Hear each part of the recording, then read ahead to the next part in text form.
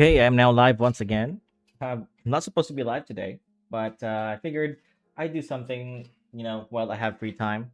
I didn't really want to draw today or do anything at all related to art, but I've been reading this manga that I just bought. It's a new series. Well, it's not a it's new to me rather. While reading it, I was like so motivated to draw and improve my own art style. I got a few ideas how to make my art on my manga better because I'm gonna show you my most recent page. Um, where is where's my other pages? Okay, let's just say this one. Actually, I have three pages. You know what? Give me one sec. I'm going to open all of them. It shouldn't take that long. Archie, what's up, man? And silver comment. Hey, hey, hey, what's up, man? Welcome everybody. This is a random stream, by the way. So I was just saying that I was reading this manga. Um, it's a new series to me. It's not new, but it's just new to me, and it motivated me to draw today, man. I wasn't supposed to. I didn't want to do anything art related for today. Okay, where the heck is my armor files? Here it is. Um, these things. So I was just saying that it motivated me to draw and try to see how I can improve my own style because I've been studying multiple artists at the same time, right? And every single artist that I've drawn, and these are manga artists, every single artist that I've studied, go karakura. Yeah, that's the one. How did you know? How did you know I'm reading that manga? That's really insane. How did you know I'm reading that manga? Zapstream. Um, but anyways, every single artist that I've studied gave me a little bit of um like improvement. So for example, I've been studying Fujimoto and it gave me a little bit of leeway on how I can draw a little bit more loosely when it comes to my hatching lines. And then I've been studying what's his face? Inoue, Takoyaki Inoue. And that kind of gave me more freedom to do some of these blacker, darker areas, right? And now I'm studying this artist from this manga. Wait, give me a sec. So I just bought this, right? So I just bought chapter volume one of Gokurakurai. Is that how you pronounce it? It's uncanny that you know what that is, okay? I just bought this and I've been reading through it. And it's like, okay, so this is like really clean manga work, right? And it's really simple too. And I realized what I'm missing from my drawing, and then that's that I'm drawing too thick when it comes to the line art. I think my lines are too thick. So I'm trying to draw on a much more thinner line work, right? So in the future, I'll be doing that. I won't be. Well, maybe I'll go through a few of these pages because I need to redesign my character's outfit, for example. So I'm gonna draw that a little bit more differently. But yeah, man, I this kind of motivated me to draw something today.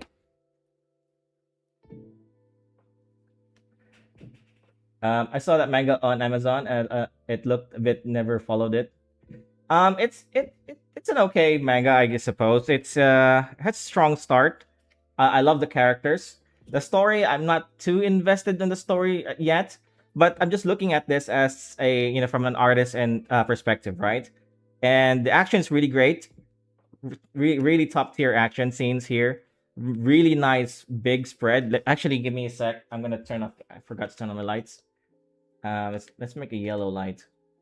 There we go. Really nice spread here. Okay.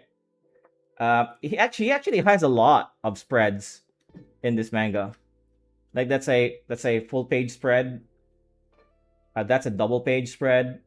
Right. A lot of them, and in good frequency too. Like another double page spread right there. So it's more art focused in my opinion than story. Story is okay. It's good. It's not bad, but I'm not invested. This is just my honest review. I'm not as invested as I am on the story yet. I'm more invested in the characters. The characters are great. I love them. Especially the guy here. The guy character is really well fleshed out. But I'm almost finished with this though, so I don't know how this will go. I am going to buy Volume Two. I'm invested in it enough for me to buy Volume Two. Okay, so I am trying to study this art form because I think it's really clean. This and Mishako Tensei, it kind of reminds me of Mishako Tensei's art, and I think I just need to really thin out my line work because I think I have really thick line art. Why is this all of a sudden? Oh, okay, there. So yeah, I think my lines are too thick. Um, and that's also I think the reason why my smaller artwork are it's kind of suffering. Like this is really bad, right? Especially the eye. Looking at it now, this is really bad. Um, and I think it's because I have a really thick line, and that's why I'm having trouble drawing smaller panels, right? Because this is a really small panel, or at least a smaller panel. I wasn't gung ho about it immediately, so I just waited for it to grow while I read another. Oh, okay, yeah, there's a couple of volumes now, so I guess I can just catch up. It's good. It's good. Story's good. Characters are good, so I'm invested in it enough. I'm looking at the Kagurabachi right now. Okay, I haven't heard of that one, and I'm looking for new mangas all the time. By the way, I think I'm currently reading four mangas at the same time. That would be Witch Hat Atelier, Ruri Dragon. Ruri Dragon is picking up again. I kind of like it. It kind of lost the plot on me on midway through Volume Two. But Volume Three, it's getting interesting. Chainsaw Man, I recently started reading that. It's good as always. Fujimoto is really good, and this thing, and a couple of others too. I heard the one shot from Gakurakura is way better than the story was different and way better. I haven't seen that one. I'm really new to the series, so this besides this thing, besides Volume One, I have no idea what other series he's got. But I'll be interested to see what other what more of his artwork soon. I feel the same for Kagurabachi. It has too many 2 page spread. I think in my opinion, you can't get enough of 2 page spread, right?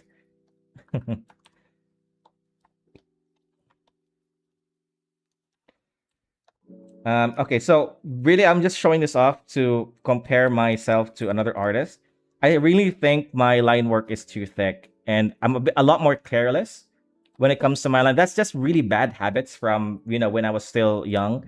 Some of them are still, um, I still carry to this day, and it's really hard to get away from. So I'm trying my best. Okay, like I'm trying my best to clean up my line work. I'm not gonna go over these pages anymore. I'm just going this week. I'm gonna make new pages, and then I'm going to at least do better. Okay. It's all right for me. Well, I don't know. It's I feel like I can do better, right? And that's why I haven't done this one yet. Um, all right. So, but today though, I'm only focusing on let's just close these on the cover art that we did yesterday. So if you guys remember, I did these sketches yesterday. Um, I kind of gave up on this. Really, I did try to redraw it like this, a little bit more cleaner. That's my son's drawing. But I tried to do another drawing from scratch. This is the sketch. The same character, a cleaner sketch. This one's like I tried to get rid of the fur thing here, but lore wise, I think this thing's important, and I gotta redraw this character on my chapter 2 too. Chapter 2 too. So this is like where I am right now. Okay. I feel like I want to transfer this to a different canvas. I could just reduce this maybe. Let's go 1080. 1080 times 4 by 1920 times 4. Let's try that. I think that's okay. No, I want a B5 canvas. Just give me 1 sec.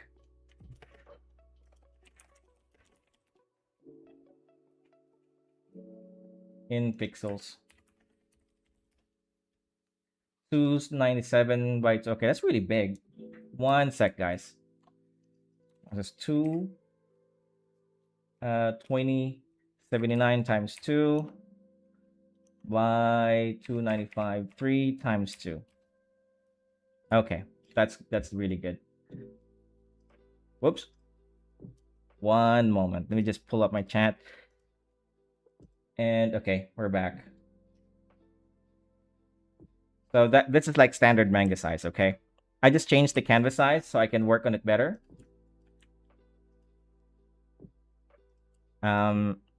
Without the extra space, okay? Let's do this.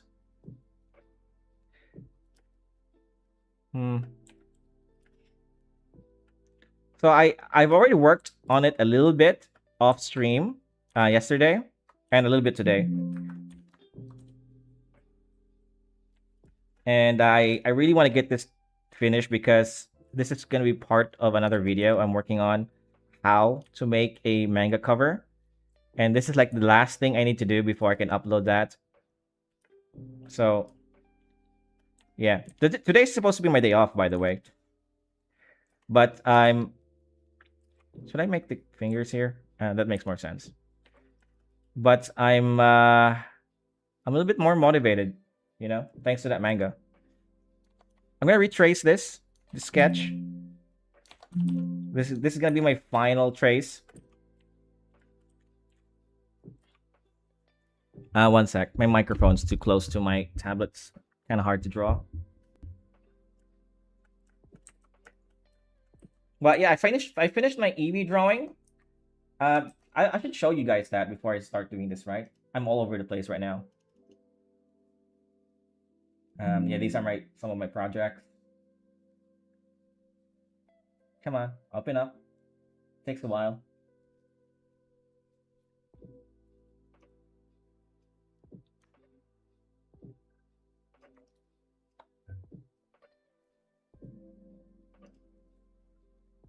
Come on, man. The art style in this, though, let me just get back to this while I'm waiting for Eevee. It's absolutely insane. I mean, take a look at this. Right?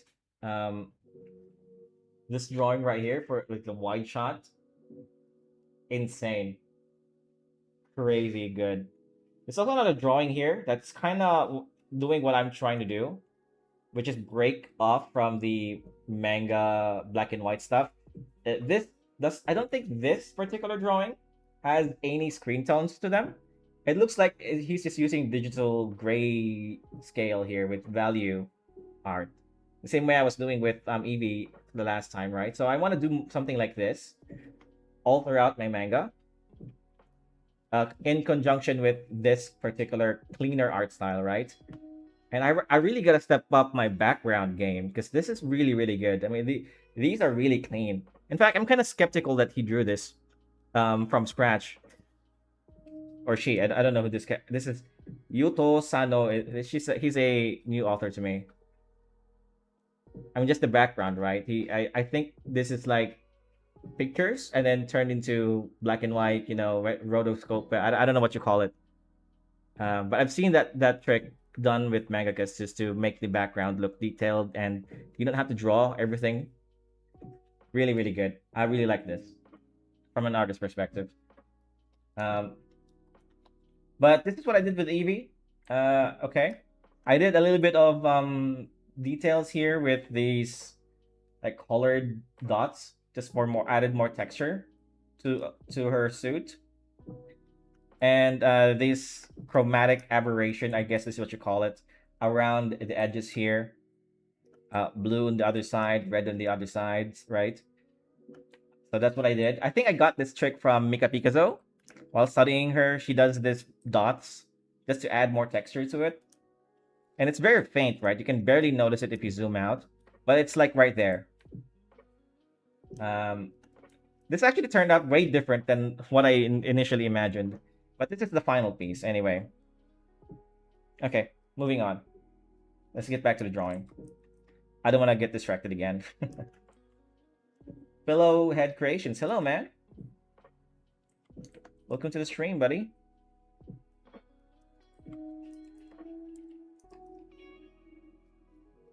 Just drawing this character of mine. Just got here. What manga was that? Oh, that was this Eevee from Stellar Blade. It's not really a manga, but I did this on stream. Was it yesterday or the other day? I think it was yesterday, right? Oh, no, it was the other day. Right, right. Yeah, but this is supposed to be Eevee from Stellar Blade 2. And now I'm doing a cover art for my manga. This is for chapter 2. Well, it's not really a cover art. It's more like a splash art. You know, one of those things you see in between chapters. Uh, some mangas have them, and I'm trying to do something like that. But this could also substitute as a cover art anyway. It's really the same principle. No, the one you was holding. Oh, okay, this one. This is Gokura Kurai. I just bought this the other day. Or was it yesterday? I goldfish memory, guys. I barely remember anything. And it's really good. It's actually motivated me to draw today, right? Really clean artwork. Now, if you weren't here, I've been showing this off since the beginning of the stream. But I want to elevate my drawings to something like this at least, right? Or something close to it. And I kind of got an idea on how to do that. And we'll see in the future.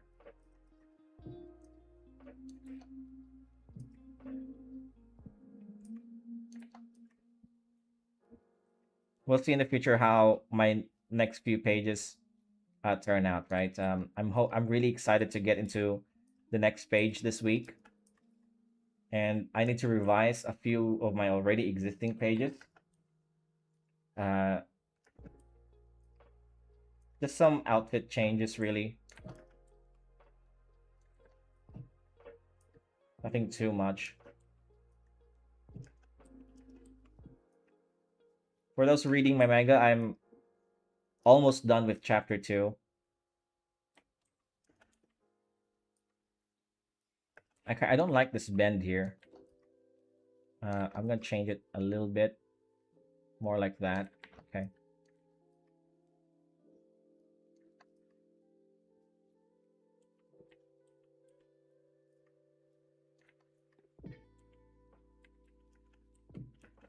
Hmm. I watched a stream of you drawing Scratch. Learned a lot. Ah, thanks.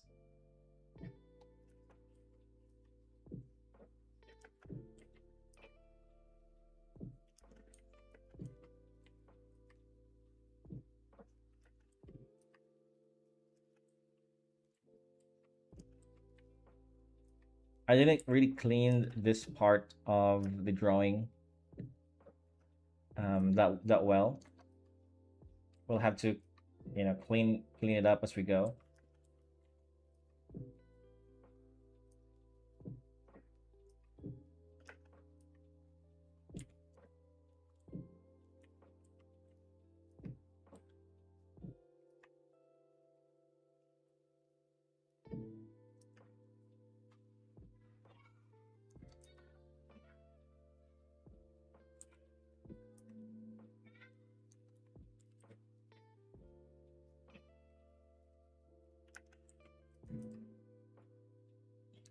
This needs to be raised up a little bit.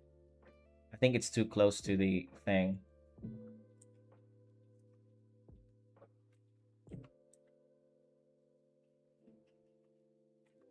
Maybe I should just get rid of the second earring. It's a bit much.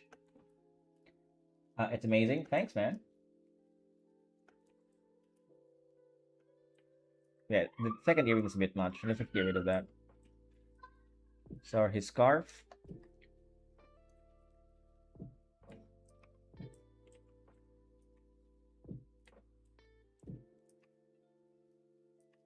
And fur coat.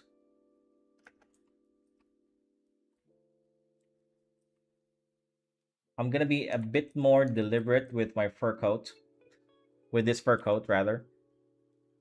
because I've been drawing these things really at random. It's not. It doesn't look as good. Like I said, for people who know me, I get really impatient when I'm almost done with my paintings, and it results in me kind of rushing things. And I gotta catch myself all the time, and make sure I don't do that.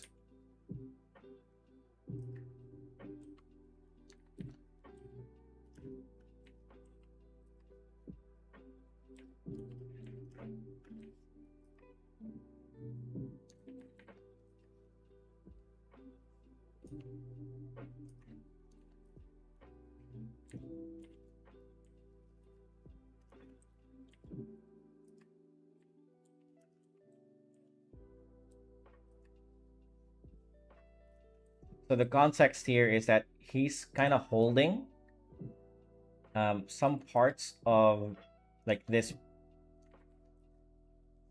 fold here on the coat, kind of like fixing his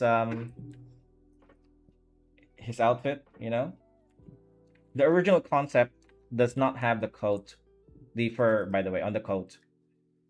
I think it looks like this, right? And he's just fixing his scarf. But I changed it because in the story, I want him to wear this kind of furry coat thing. Um, since the end of chapter one, there's something happens and he has a little bit of outfit change that I forgot about. Both of them do. Like they're two main characters, right? So Hikari is getting a little. Well, it's not really a drastic outfit change, but they just add something to their already existing outfit. It's story related, okay? So I'm hoping that this kind of looks okay. That it looks like he's fixing the coat.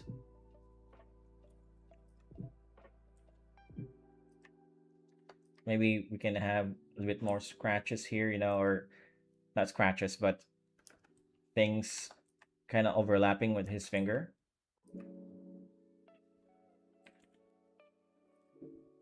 And I'm drawing with a much more thinner line. I'm hoping it results in a much more cleaner line art. I don't know how it's gonna go yet. I'm still figuring out how to improve my line work.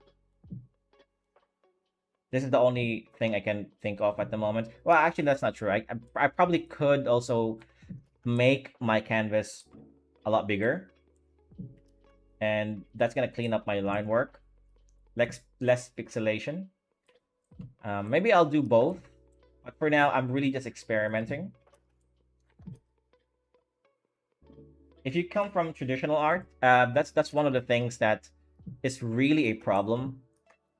The technical aspect of digital art is a lot more of a problem than adapting to digital art, right? Because for everybody here, you all know that the skills you learn traditionally are all transferable to digital. But the software is really what's going to hold you back. You need to study it. Okay, that looks okay, right? Like his thumb is underneath the coat here since he's fixing it. Yeah, that looks okay.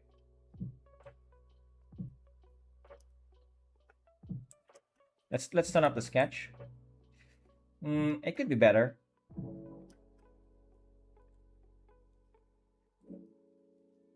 I think his hand is a little bit more on the smaller side. I mean, his fingers. Might need to redraw that. Give me 1 sec. I'm gonna redraw the hands. Well, not the entire hand, just the fingers. It's kind of small. Let's cut that. Make it just a tad bit bigger like this. Okay. And let's redraw the hands. or the fingers rather.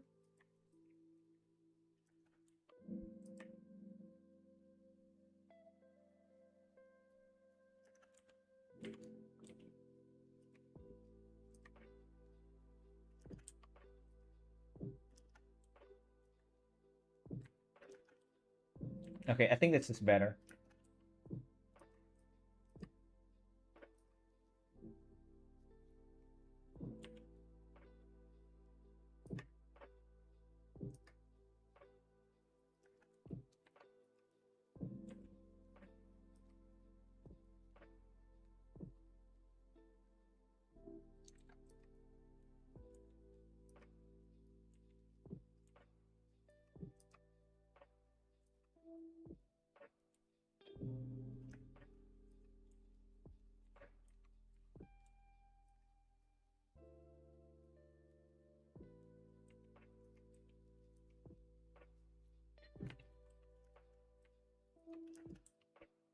Let's pull the sketch back.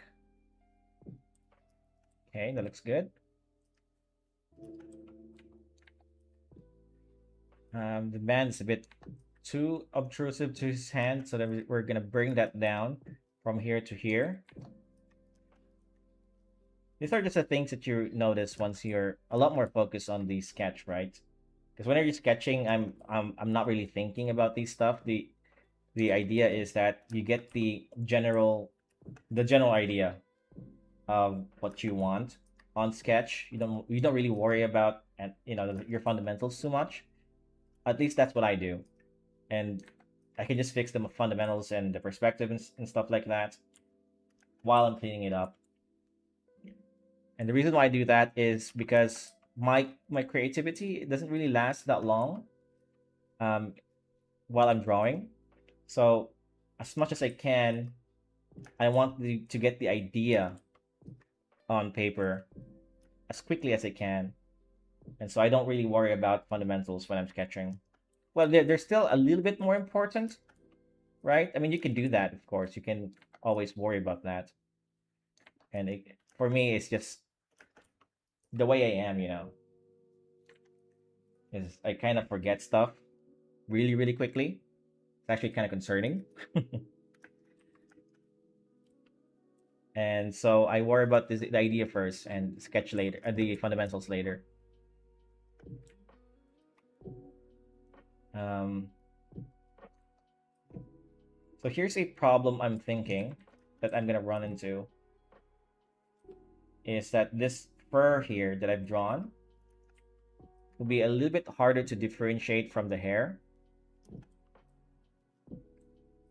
Maybe like this.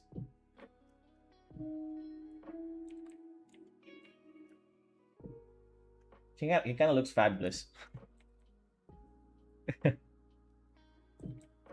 I don't like the fur coat here.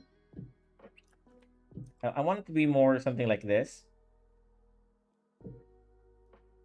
I don't like it. Maybe I could be a little bit more loose with this. I'll worry about that later because that's like a small thing, and I want to get the general shape of the characters done. But I'll remind myself to redraw the fur.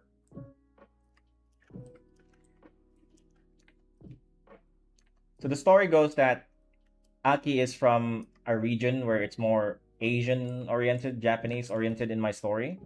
But him and his sister is visiting, or at least in a country that's more medieval.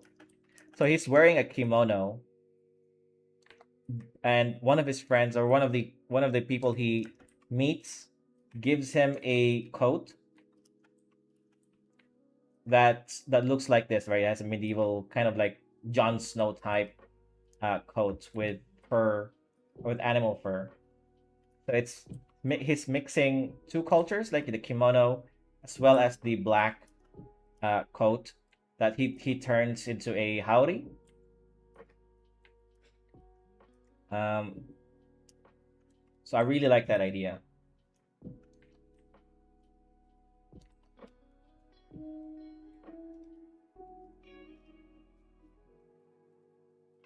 Oops, wait. Okay. Sorry, that happens sometimes.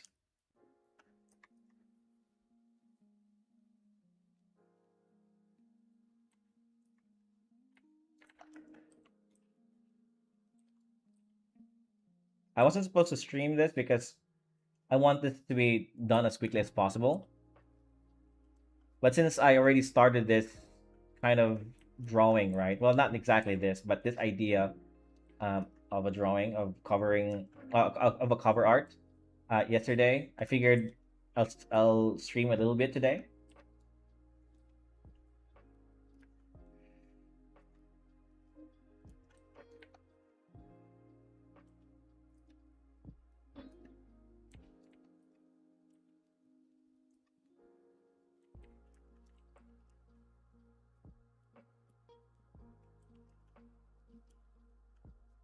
Okay, I'm gonna go back to the fur coat here. We'll draw the this part.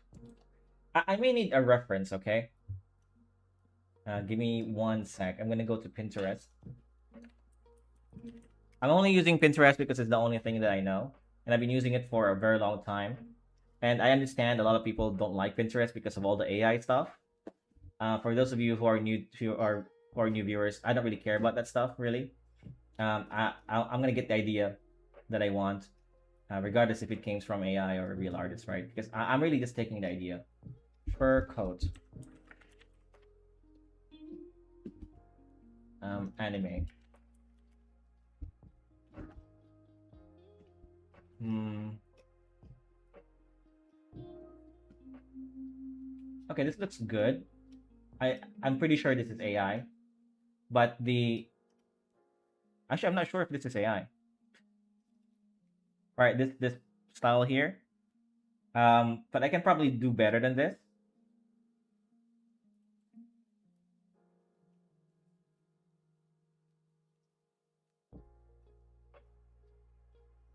We can do something like this.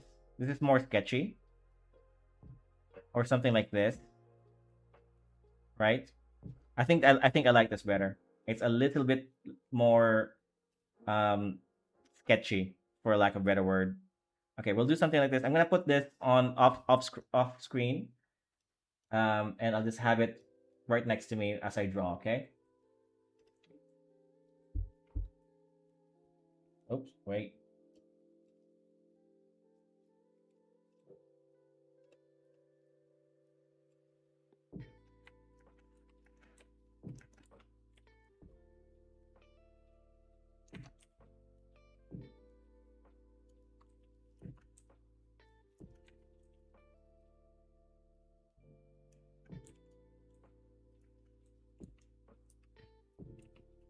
So it looks like it's a variation of soft, um, soft bumps and a more hard, sharp fur like that. I'm really just following the pattern. I won't know if I get it right until I'm gonna get rid of this circle here, right? And just curve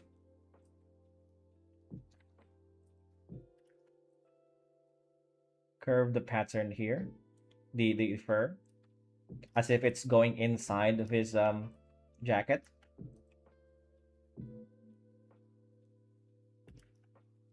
Okay.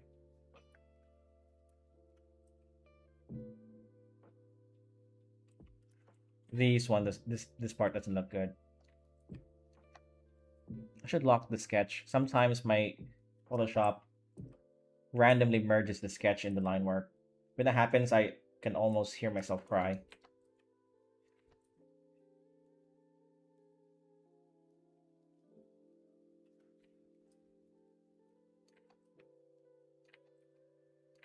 I'm trying to not create a tangent here.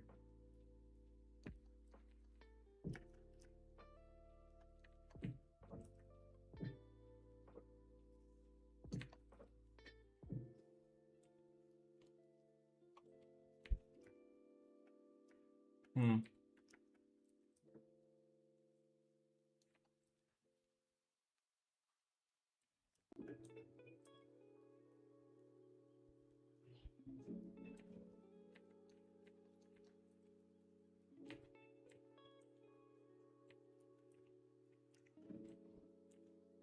That this should also solve my earlier issue that the fur is gonna look like the hair, since now it's a different shape.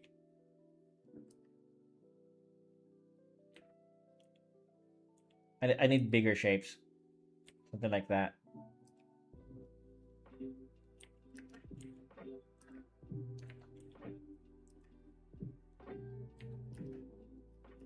Okay, that's looking good.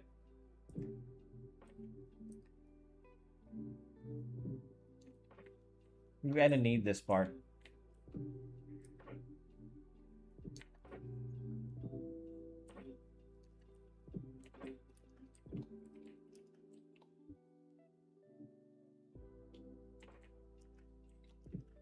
Let's see how that goes. I think that looks way better, right? It could be a little bit thicker, but dude, it looks so good. I want it to be a bit more thick, something like that. Like it's holding a lot of them, and it curves like this. And just get rid of this. Almost covers his entire neck. I remember this style of drawing from the artist of a Silent Witch, when she was drawing, um I forgot the main character. She was drawing her with a fur coat, and I think it looked more like this.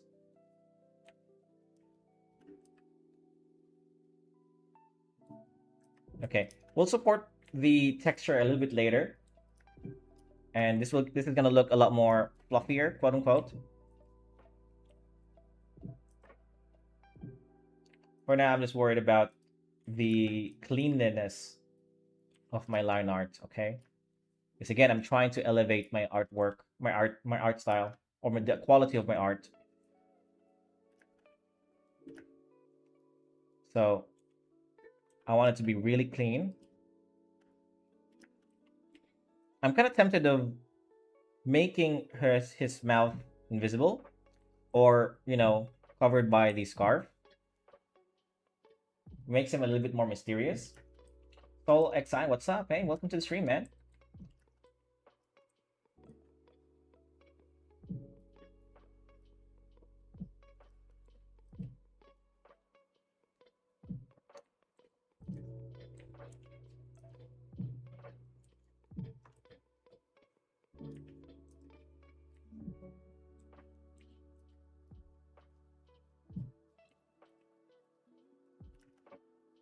Um,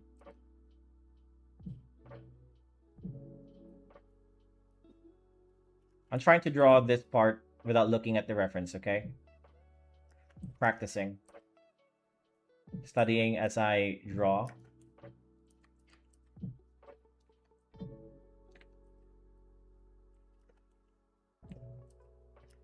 Turning off the sketch once in a while.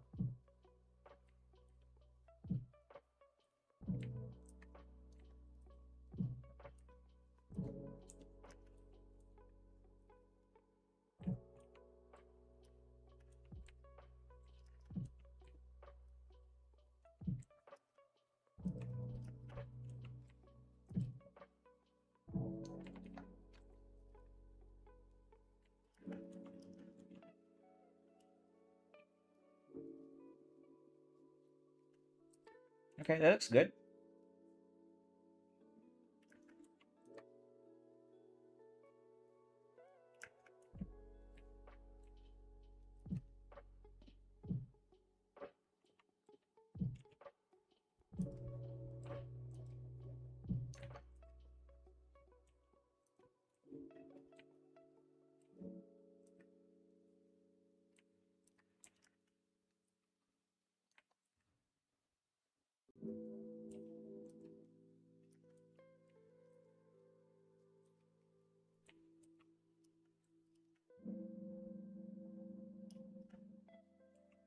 Okay, so here's another problem that I'm coming across with, okay? So initially, I wanted all of his fingers to be visible here except for the thumb. But because of the nature of what he's doing, I can imagine that the finger here is like this.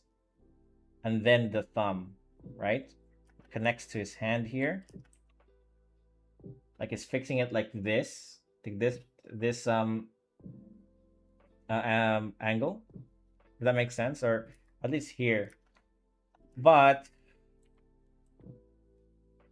if I only draw 3 fingers here, I'll be honest with you, I'm kind of afraid of being accused of using AI when this draw, okay? But this is kind of like my logic. So to avoid that, I'm going to bend the rules a little bit, I guess, and draw, because this kind of already looks like a finger here. This line here, right? But then it's gonna create a tangent. You know what? Who cares? I'm just gonna draw 3 fingers. It's okay. I have you guys to back me up, right?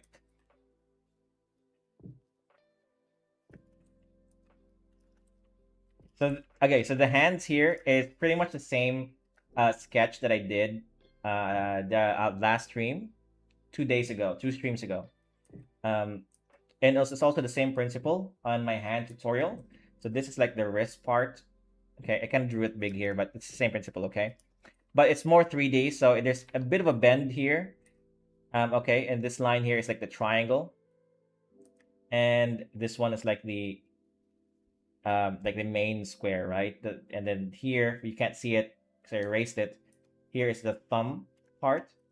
And then the fingers go here. Okay? Does that make sense? It's the same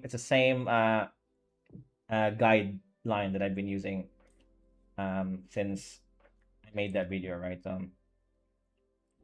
Yeah.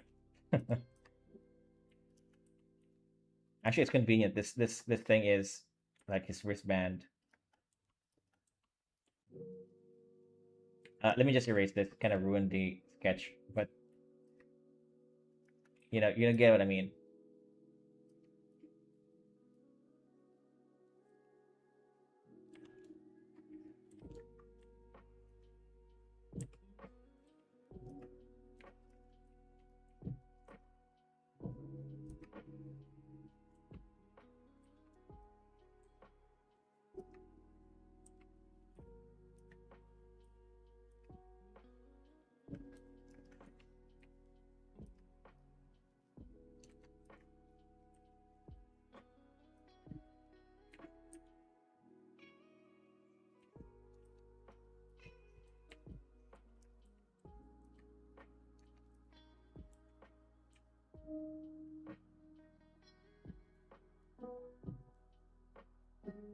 I could add a pinky finger here,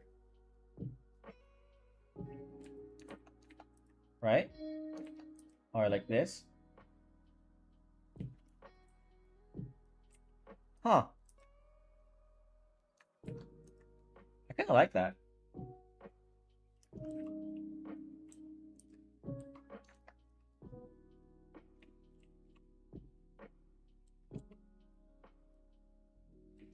I think his fingers is also again too small.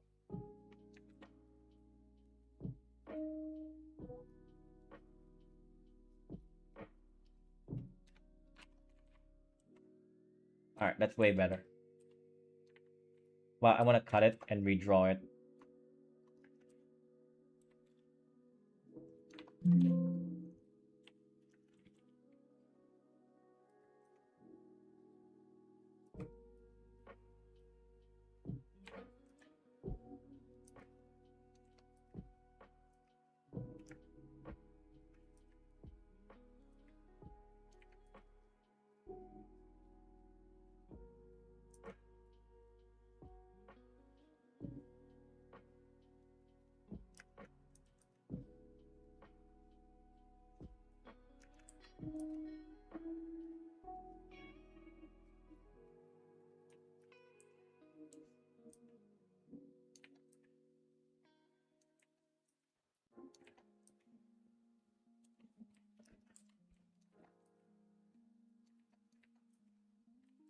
I think it's creating a tangent here.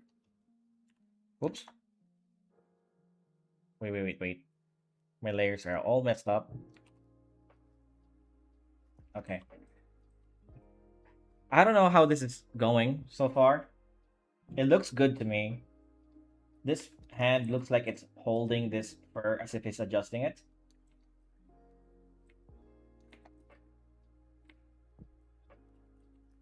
Um, this finger should go like this, right? So if I were to draw this in full, like this, and like this. So this fold should come from here.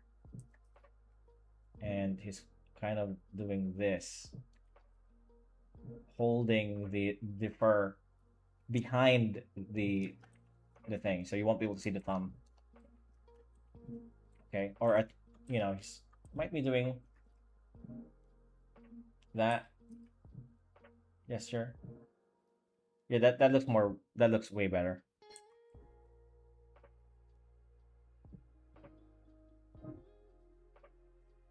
Hmm. Should we draw this and have that's really interesting. Give me a sec. I'm gonna try something.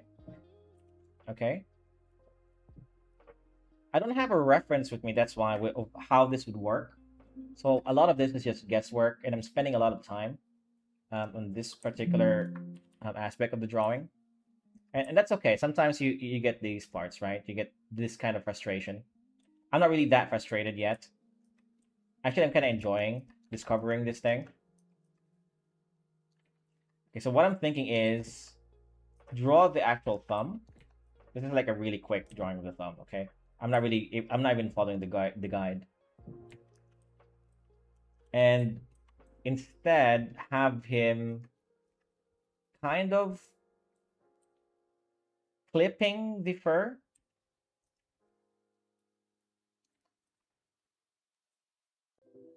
like that in between his index finger and his thumb. That kind of looks good. I mean, I could draw a better thumb.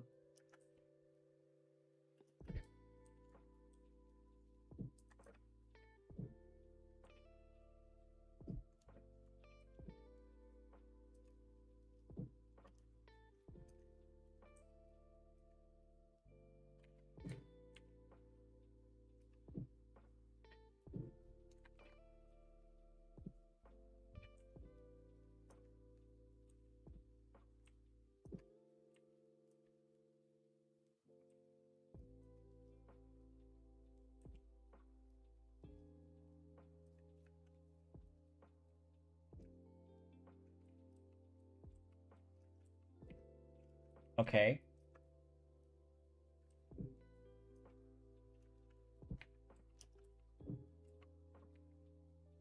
Wait. I need this to be a little bit of an angle. So should be like this. Let's get rid of this. Like that. And like this, right? Yeah. I don't know, guys. What do you guys think? Maybe some overlaps with the fur.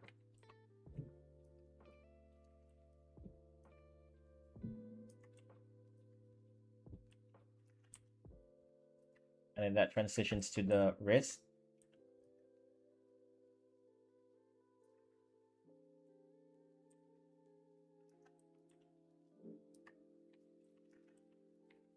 So he's clipping the fur in between his index finger and his thumb.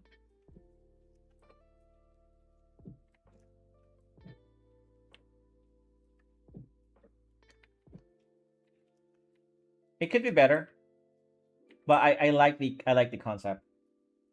And on this part, I'm gonna reduce the height here. I think it's too high. It should be something like that. Okay, that's a bit better. Actually, maybe even lower. Okay, yeah, definitely lower.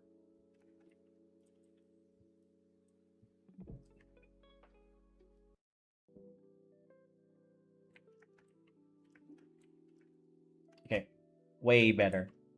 So this is higher because he's lifting it up, as he's clipping it. Just fine. Okay, I'm gonna move on to a different part because I've been drawing that for a while. Kind of, I'm kind of okay with it now.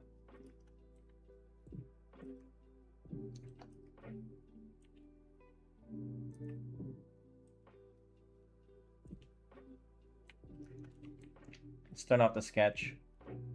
Dude, he's looking like a boss here, like a true main character, right?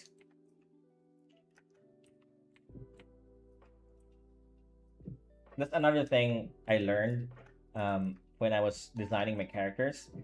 It's that you gotta make the character's outfit also iconic, and I've really been struggling to do that. I mix with bit more, clothings that are really complex, aren't really practical when you're trying to draw them over and over again, and so you gotta make them simple and memorable. Because the simpler something is, the easier it is to remember. I mean, if you look at all the main characters in like the big three, for example, or actually in any anime, they're all there's a lot of aspect to them that are really simple. There's a few exceptions, like a lot of the characters from anime video games, they kind of go overboard when it comes to the design. Some of them are really over designed.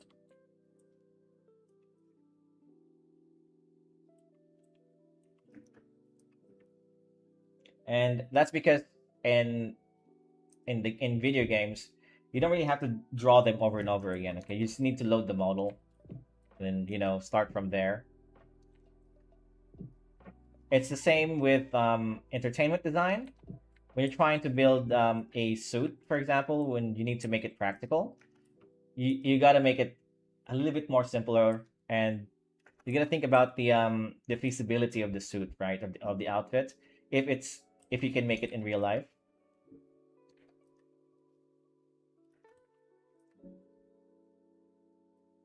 It needs to be believable.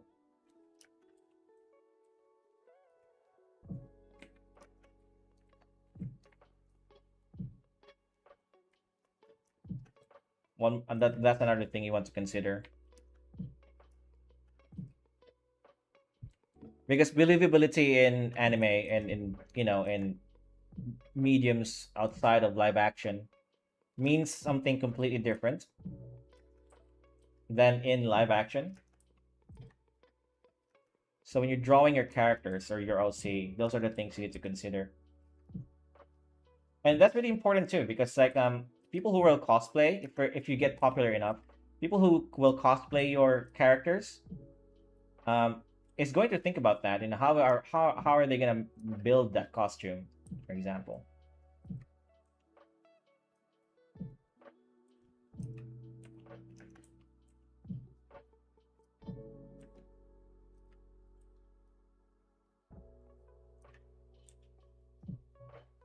Because cosplaying, say, Raiden Shogun is a lot more complex than cosplaying um like Luffy, right?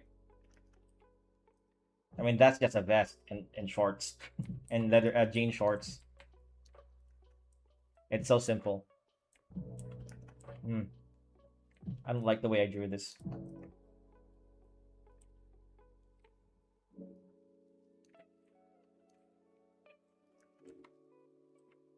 So the hands here needs to be bent a little bit, like this.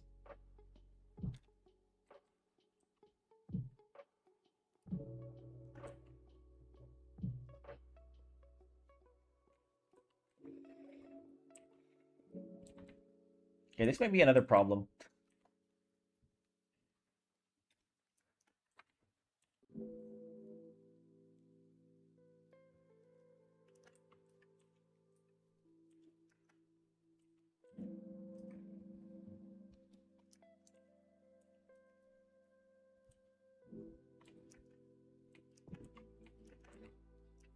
Now, I need to do an anatomy check.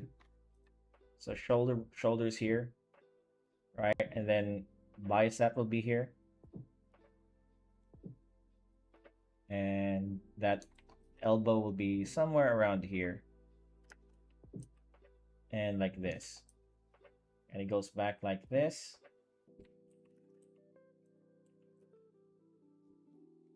Okay, so there's a few problems with that,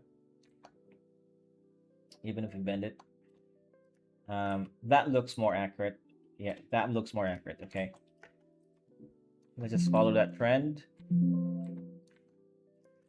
and adjust a few things. Okay. Hmm.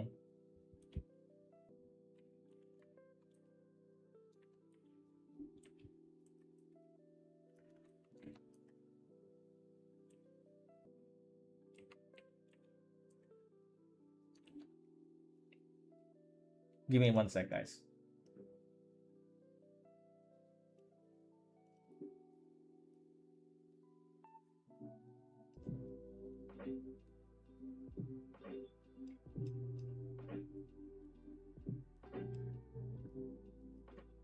Okay.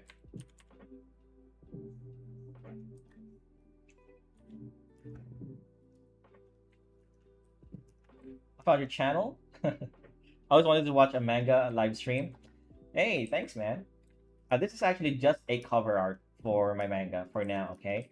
But I do a lot of manga live streams, usually. But today isn't really my normal days. I wasn't supposed to stream today, so yeah, it's kind of lucky you found me while I was on schedule. But I usually stream on Saturdays and Friday, Saturday, No, sorry, Friday and Saturdays, sometimes Sunday, and on those days I do mostly manga, but sometimes I also do commission work on stream. Yeah.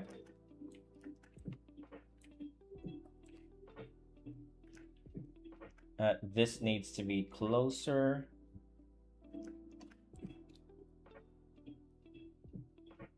because this painting, this drawing, this cover art is going to be part of a tutorial that I'm making on how to do cover art for manga based on what I've learned from Tatsuki Fujimoto.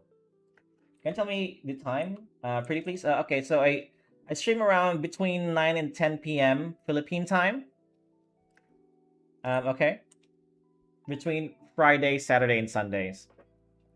I'm still trying to adjust on my Fridays because that's, my son is in school, and it's really hard for me to adjust to his time now. He's just new. Okay, he just started school, and I'm having a hard time adjusting. So I can't really follow my normal streams, but I do guarantee that I will stream on Saturdays, or at least twice a week. Yeah.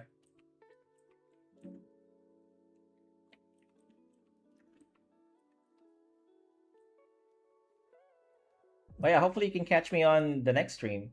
And if you can join my Discord server. There's only a few people there, but sometimes I kind of do art reviews, um, live art reviews, and you can post your artwork there, and I'll review it on stream on a Saturday. I think I'll be doing that. I'm not sure if I'll do that next this week, this coming week. I haven't really got much submissions yet, but yeah, well, I do that sometimes. The Discord's link should be on my bio. Okay, that looks good, right? So he's clipping the fur thing here, and I believe this should be correct now.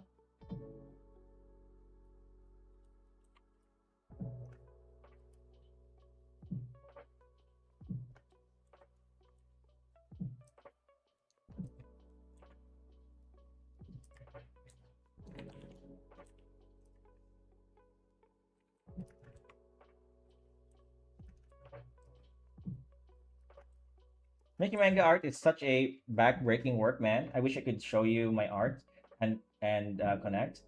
I so wish I was part of an organic community. Love from India. Hey, man, what's up? Love from India. You know what? I'll link you my Discord server, man. You can communicate with me if you want there personally, and it's other people who does manga too. Because I think my community is mostly manga based. Um, give me one sec.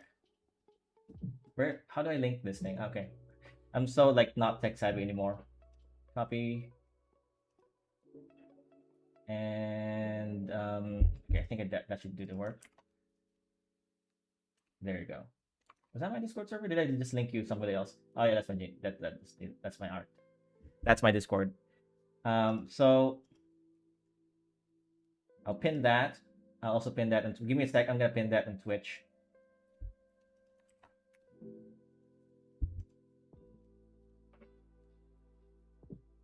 How do I pin this thing? Oh, it's already pinned. Okay. So I joined that. It's really a small community. I don't have a big following yet. Um, but I'm hoping to grow it and hopefully more people join and want to learn manga stuff. Um, that's kind of the audience I'm trying to garner.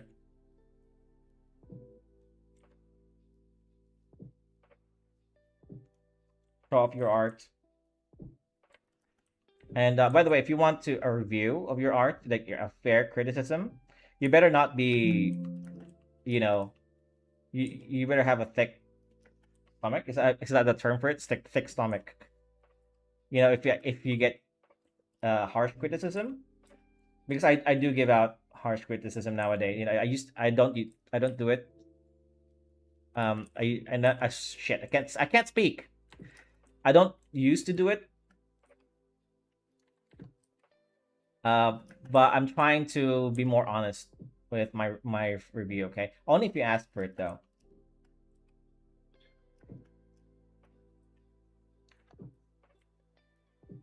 I don't like this bend here. It doesn't feel natural, right?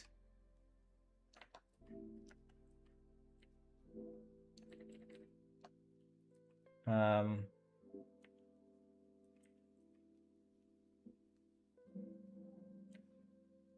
no, it doesn't feel natural at all. I'll just keep it for now. I'll figure that out a little later.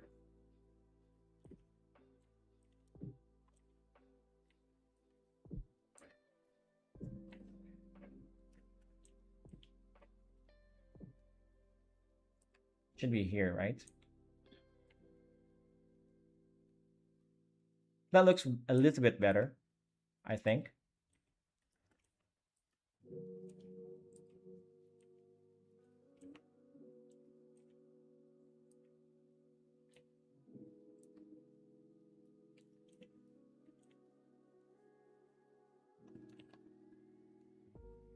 My chat app keeps disappearing.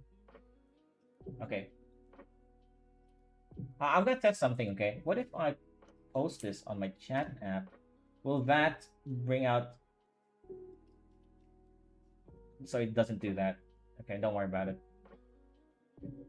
Because I'm using this app because I'm multi-streaming right now on Twitch and in YouTube. And I'm using this chat app, right?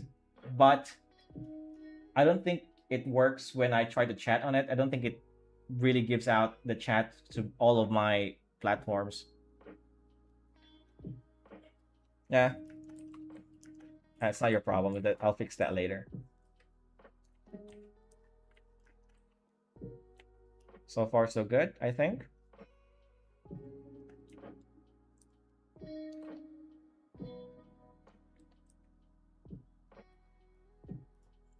Bring that sketch back.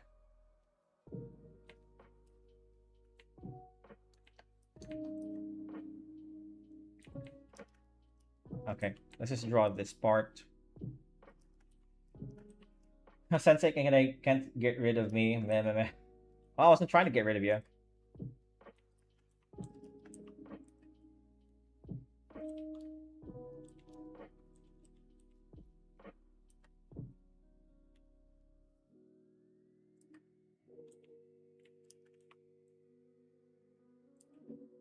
So I think I drew this a little lower. I'm gonna redraw it, but on a higher note. I joined the Discord server. Thanks, man. Yeah, have fun there. Just be nice. I'm not really too strict on my rules on my Discord. But just follow the description on the channels there and mingle well with the others. Yeah, look out for announcement. I guess I don't know. I'm really new to this Discord thing and to this whole social media thing. Well, I'm not really new, but I feel like I haven't touched the level of expertise that people will assume that I have, right?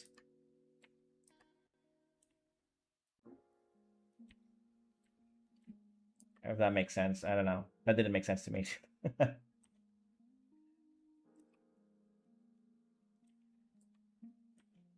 People expect me to know how to work on Discord, is what I'm trying to say. But I really don't. And every time somebody requests something that I don't know how to do, I just really just Google how to do it on the spot. Like I've been getting requests for stickers. I don't even know how to do that.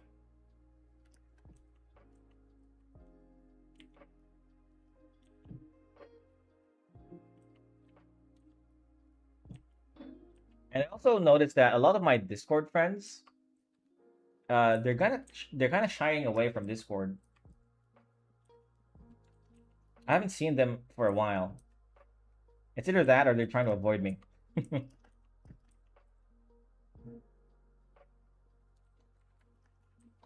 I am also a boomer, actually 30 plus. Day job squeezes all the time. I think I'm in my mid 30s. I'm 35, almost 35.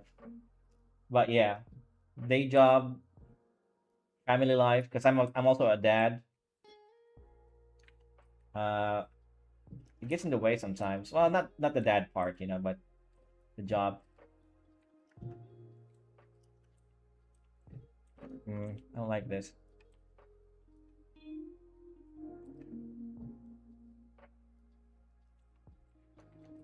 Fold like this. Okay. We're not gonna detail the feet too much, because I kind of plan to cut that out, right? Let's just make sure that the everything else is correct.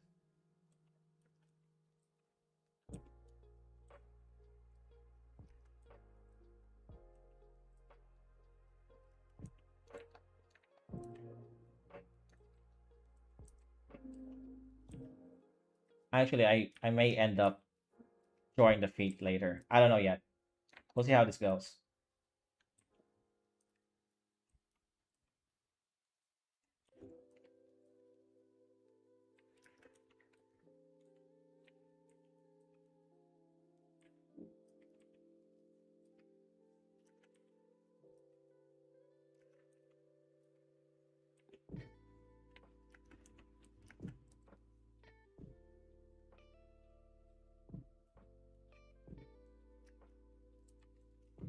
Okay, this is almost done. I'm kind of excited of when I get this done, right? I want to color this and render this thing.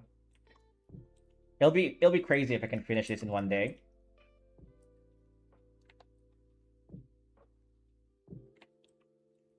Well, it wouldn't be one day, it would be 2 days since I started this yesterday. But most of the heavy lifting, I'm doing it right now, right? So if I do finish this today on this stream, that'll be insane. That means I can finish my video. I'm not even sure if that legs is correct. Maybe I should probably uh duplicate that, erase that part, make that even lower. I mean, who cares? I don't care. Indicate it. Just indicate the folds. And there you go. Oh, the face, right, and this middle part, forgot. How can I forget that? It's like my favorite thing to do. The face. I got lost in the sauce.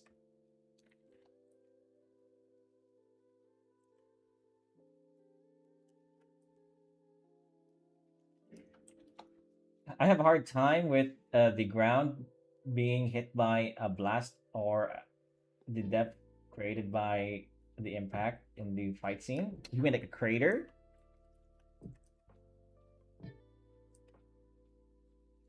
Um, yeah, sure. You want me to show you?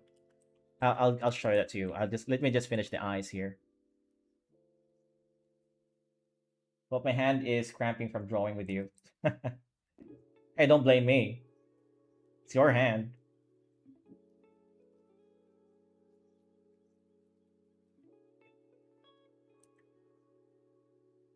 And if it's cramping, that means you need more. You need to draw more. Okay, so I'll just draw this quickly for craters. Let's draw a small crater here, right? So let's draw something in perspective. Let's draw a 1 point perspective here first. Make sure your perspective is like on point, right? Just something very quick. And let's draw another perspective here that goes up like this. And let's draw a grid like this. Okay. So, I think I drew this too thick. Wait. Let me redo that. Whoops. Let me redo that. Sorry. Let's do a 2-point perspective instead. So this is a 2-point perspective. Again, something very quick, right? I don't want to overly complicate this in this stream, but I will never turn down a question from my chat. Of course, I'm here to help. Let's draw that. Okay, so that's like the ground, right? You can sort of see the ground almost. Let's just turn the opacity down, so 11%, so we can draw over the thing. So you're drawing a crater, yeah? So I'm kind of imagining, let's just draw a square here. I know craters aren't squares, okay? But this is just to establish for myself where the ground is, right? Because I have really poor eyesight and I can't barely see the ground with just these grids, right? So the thicker lines and this more defined square in the center helps me with that. This is just me, by the way. And then let's draw a sort of not a circle, but let's draw, let's say, a angled pentagon there, or something like that. I don't know what that's what shape is it? Octagon, yeah. And then let's just imagine that it's 3D for a moment, okay? Imagine there's another perspective line here in the middle, in the bottom. Goes up like this, and this is like your z-axis. Okay, it's like the third perspective. It's a 3-point perspective now. So the crater would be like this, right? It's gonna be in 3D form, and you won't see the shape from this side because it's being covered by this land here. I'm not blaming you. Yeah. Sure, buddy. So again, going back to the crater. So it's almost like a crater, right? But it's too geometric. So let's just add more angles then, okay? Let's add more angles. Okay, now it's a bit more circular. Just add more angles. Keep adding angles. And sometimes you need to, just make sure that it looks like a rock if it's a rock. So I'm imagining this land here is like rocky, right? So it's going to show some cracks from the impact. And maybe this like, this is like the impact thing. Let's make it lower. And just make more geometric lines, more guidelines like this until you reach the center, sort of. Hopefully this is helping you, by the way, Peng. But thank you for motivating me to get my chapter done. Seeing you draw motivates me for some reason. I'm glad to hear that, man. I never would have thought. I'm happy to have motivated people here. And really, that's the goal for this channel, right? I want to help people pick up a pencil, pick up a pen, pick up paper, and start drawing. And the reason why I want to help people is because in the advent of AI, I think there should be people to guide others, new blood into the art community without it being too overwhelming. Because art is really overwhelming. and I don't want to hide that from you guys. Okay, it is overwhelming, but you just gotta take it one step at a time, right? So this is like the Peng. This is like the geometry of the crater that I'm trying to teach you, right? This is more like the sketch. So let's turn off the perspective lines now. Actually, you know what? Let's leave that on, but let's make the opacity really, really low. And from here, you can wait. From here, you can sort of just redraw this, right? Let's make a new layer, and you can just sort of redraw this now into a crater. We'll draw a crater, okay? Just very quickly. All right, you don't need to follow the geometry that much anymore. Just be rough because the ground is rough. Okay, so that's like your crater there. Just make sure you follow the guide, right? Tapos nandyan Goku yung nag-charge sa energy. You can like put Goku here maybe, right? In the center. Or I'll show you something better. Right, something like this. Just something very quick. So that's like your impact crater. And that's like your point of impact there, maybe. And you know, just draw some effects there. That's like your basic crater, right? And you can draw the land here as you go. Whoops, sorry. Something just sorry, I'm being very, very quick. I could put a little bit more effort in this, but I don't want to derail the stream too much. It's okay though. I love teaching you guys this. Okay. That's the crater.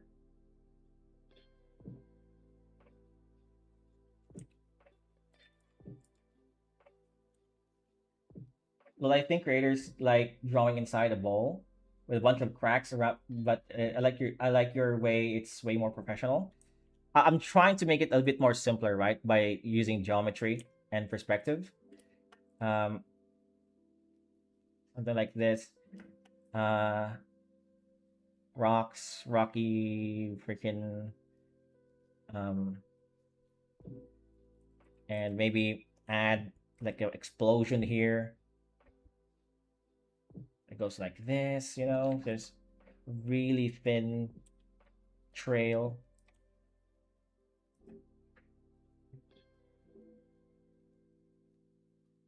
Right? Or that could be Goku, like this somebody charging there, right? Something like that. Thank you, sir. Yeah, just imagine a ball, like if you draw a ball, right? Like this. Drawing a ball, but get rid of this thing. And instead just make that flat, like flatlands, right? There, like this. And that's your crater. That's really good that's a really good observation there, pillow creation. So it's like a bowl, but without the bowl part, you know, if that makes sense. Can you teach fisheye perspective? I think it's 5 points. I actually have trouble with that. I have a cheat though, because I have this brush from Canlu that has a grid like that. If I can find it. Wait. Is this it? No, that's 2 point. No, that's just whatever that is. Here it is. So I have a brush here just to cheat myself out of perspective. So this is like a fish eye, right? But I can teach this a little bit on how it works. So everything goes to this point here. Let's do a red line. Where's my... Let's draw a different brush. So that's the 1 point perspective, right? That goes here. That's 1 point. And then the second point is, I believe it goes like something like this from the top. And there's that's 1, 2, 3, 4, 5 point perspective. It just kind of curves into a circle, really. And so when you're trying to draw here, just imagine this, whatever it is that's in the, this is your horizon line. Okay, So this is the sky and this is the ground. So just uh follow the grid here. I'm just like tracing the grids. Okay, really, really quickly. I apologize for the um, dirty sketches here. And then you can say make buildings out of that. Okay, so buildings. Let's make a building out of this section here, and just follow the grid. Yeah, just follow the grid.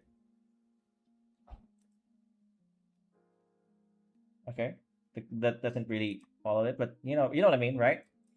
You can make a small one here. If it's a landscape shot, right? Just follow this grid. It's really, if once you understand the how perspective works, this doesn't really take that much effort. I think the effort part is building the grid, and that's why I have that cheat over there with the brush. Is just to skip that part and just start drawing with the fun, start getting into the fun part.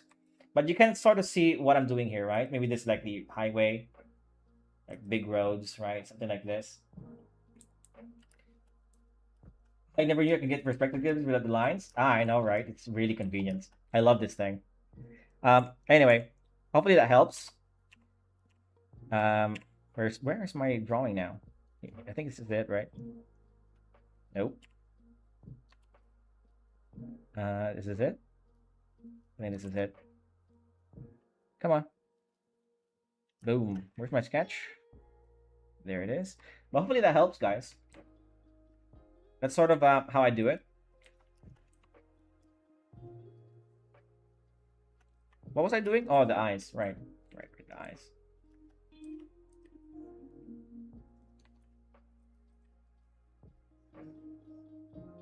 Yeah, get can. I'm not sure if you can still get can lose brush back. I kind of paid for it, but his Patreon is down, I think. So I'm not sure if you can get that. I'm pretty sure you can find other brushes that has a perspective grid like that.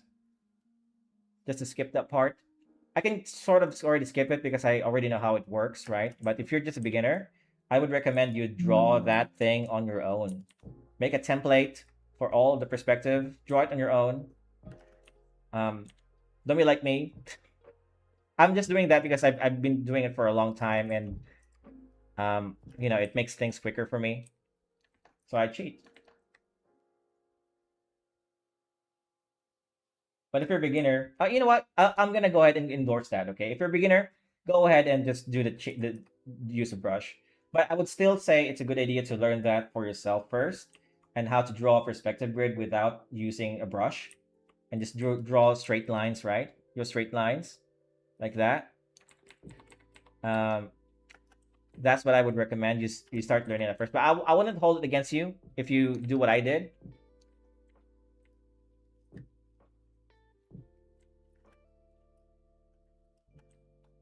It's nice to get free lessons out of you.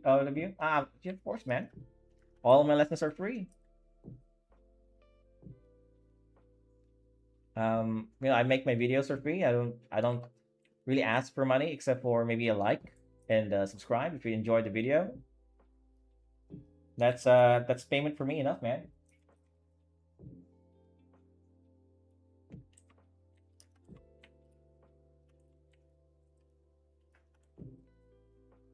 So I'm debating if I should draw his mouth or if I should cover his mouth like this. I kind of like it. I'll keep the mouth for now. You ever use screenless tablet? Yeah. I started out with screenless tablets. I used to. My first ever tablet was a Wacom Intuos 5. They don't make those anymore, by the way. I think they just make the Intuos Pro nowadays. It cost me a fortune. I had to sell that because I kind of got homeless. I was homeless for a while, and I sold that tablet for around 300 bucks. I remember, or was it 200 something, almost 300 bucks. Um, and then some of the Chinese brands start making their name heard, right? The Huion, and I figured, oh, I could just buy cheaper ones, and I figured that, oh, they don't really make that much of a difference compared to like Wacom, which is the industry standard. Huion and XP Pen, they feel the same to me, and maybe that's just me. Maybe that's a naive take, but that's just how I feel about them, you know?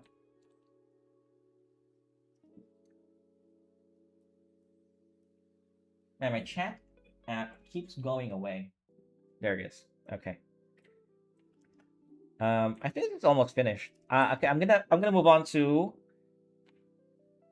um. Wait. Let me just clean up the hair. There's some parts, but we're gonna move on to coloring this now. It will do the background too and establish the light. Okay. This part is really bothering me. I need to fix this part. This kimono is kind of oversized anyway, so I don't mind giving a bigger sleeve here.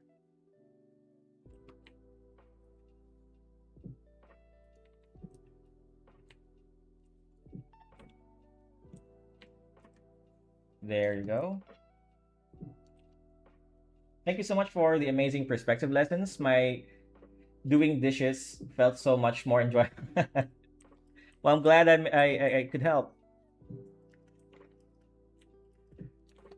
Um, but yeah, do I need to get a high-end PC? Because I use iPad now for drawing, but I want to get into drawing tablets. Doesn't iPad have Procreate? And I believe it's a really robust app, right? I don't know. I haven't used a tablet, a iPad before, but I heard it's pretty good. I'm not sure if you've tried that.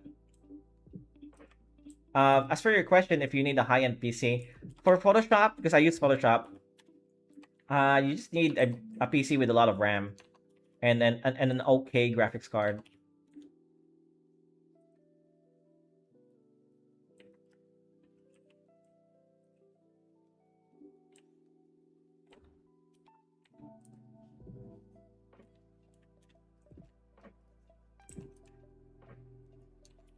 You know what I really want to go back to? I'm gonna go back to traditional art, man. One day I'll have some time for myself, and I'm gonna buy a nice drawing book and start drawing traditionally again. I think you need to add some round strokes for the elbow, otherwise it feels off. I'm not quite sure what you mean. The elbow, this part here. You mean like something like this? There is something wrong with the elbow here. I'm pretty sure you're right. And I think it's because I get it. I think it's the perspective. Elbow should be right there, right? And there should be a fold here somewhere. Like that. As the elbow falls off towards an empty space from the kimono. I think that's what you mean. But I'm gonna add all my hatching lines on a separate layer once I color this stuff. Okay.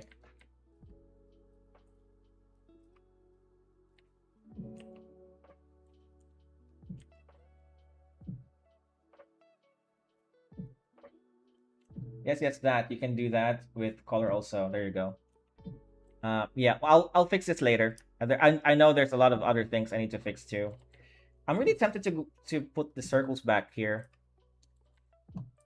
Or at least something to tie these two up, like a real medieval coat. Maybe just inside. Nah, that's okay. All right, let's color this thing. Yeah, I'm gonna color this thing. I'm gonna make it a bit smaller, lower, because we're also gonna draw a background. Um, Yeah.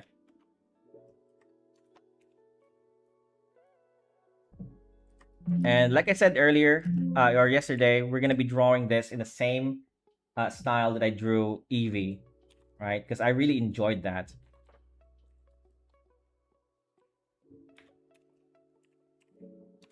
Whoops. Okay, let's establish the lighting first. It's a nice color, yeah. You know what? We'll just do this. We're gonna make him pose as if posing for a like a modeling thing. I don't know. Yeah, something like that. And I'm gonna open up Illustrator. I'm gonna find a font, but I still need to establish my light source. Okay.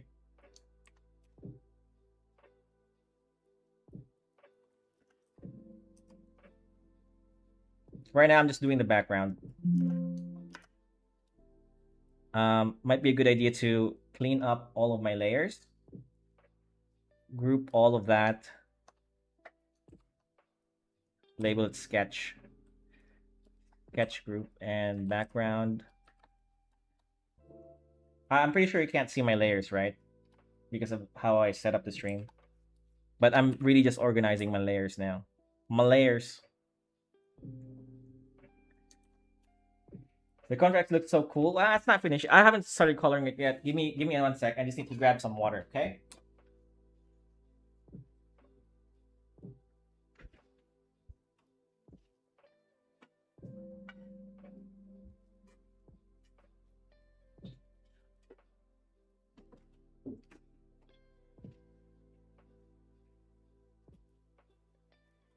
Okay, I'm back. Um, let's turn this to white. And let's establish a sort of shadow underneath him. Darker shadows. Like that. Okay. So the light source is coming from the upper right corner, or at least in the right corner. And he's being blasted by a shadow there, right? There, a light source there. Make that. And since that's a wall, we're gonna do a hard shadow here. I usually do this stuff at the end of the process.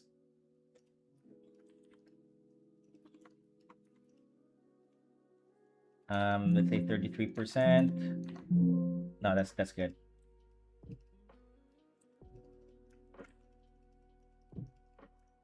I learned this trick. I forgot where I got it, but it was from a Chinese artist where she actually colors his shadows, and it looks so good.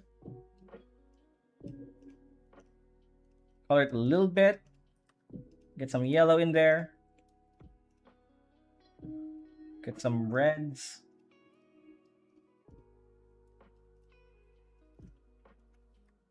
And make it multiply. Whoops. Overlay. Nah, just make it normal. I don't know how she did it, but the effect was so good with darker blue. Okay, we'll stick to that for now. Will you again compete in Kodakawa? Next year, I probably will. I'm working on a script for a new one shot that's also connected to the story that I'm making, but it's set 10 years, 7 years before the story starts. Okay, um, and this is Aki, right? This is my one of my main characters. There's two of them, and it's about his parents, which is a big mystery what happened to them in my story. So that one shot will explain what happened, and hopefully I can get that done by March next year, because that's really in the back burner. That's not one of my priorities. I'm just writing that for now. I really want to see your coloring process. I'm a big fan, Dumbo, with colors. I can only do pencil sketches. Um, okay. All right, here. Okay, here. So I might adjust. Let me adjust my stream setup so you can see my layers. Okay, give me just a bit. Because if you want to see my coloring process, my layering is also very important. So don't worry about this layer here, this S layer. Let me know if you guys can see it. Okay, this S layer is these are just my sketches. Okay, that's really a nothing burger. So I don't want to delete it because I want to go back to it later. You know, if I want to make videos, the sketch layers were also important. Just worry about these two layers here, the back and this X layer. The X layer is everything to do with the character. So the line work for the character is here. Okay, see that if I turn it off. And this is this white stuff, the white mask. And the back is just short for background. This everything in the background, okay? So let's just worry about these two layers here. So L is for the line art, M is for the mask. Again, line art and the white mask. So I'm gonna create three layers first. This is how I color them. I'm gonna label them S for skin. This is the skin color. C for color. This is the general color, and H for the hair. So I kind of separate these three things for the coloring. Okay, and this is gonna be my local colors. So let's start coloring my local colors. And Aki is really pale white because he comes from a wintry place. Let's start with that. Actually, maybe let's do a bit more orangey stuff. I want that 90s desaturated look. That's a bit more desaturated. Actually, no, this is fine. Maybe just a little bit darker. Okay, no, this is fine. All right, so that's the skin color, and the C here is everything else. Okay, so this is gonna take a while, but bear with me. I'm gonna color the entire thing. And the way I color this is I press W and it gives me to the magic wand, and I just select the space where I want to color it, and I color that thing, okay? Like that. It's quicker, but there are some caveats to this because it's gonna make some mistakes. Like if I zoom in, there are these spots right here where it didn't color it, so you just need to fix that by coloring them manually. Okay? Whoops. Did I not color that correctly? No, I did. All right. So just fix that by coloring that manually. So this is that hair. This is just the hair. I also mix the hair layer with the eyes. Okay.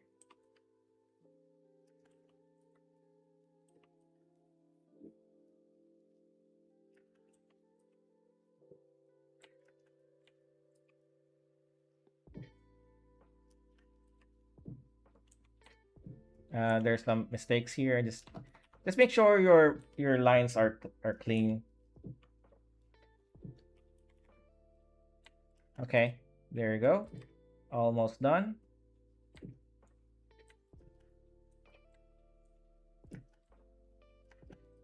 See, there are some mistakes here. Jesus Christ, I'm like zooming in and out. That's actually Photoshop doing that. Sometimes it zooms in the wrong places. All right, so let's do the eyes. Aki has a like dark brown eyes.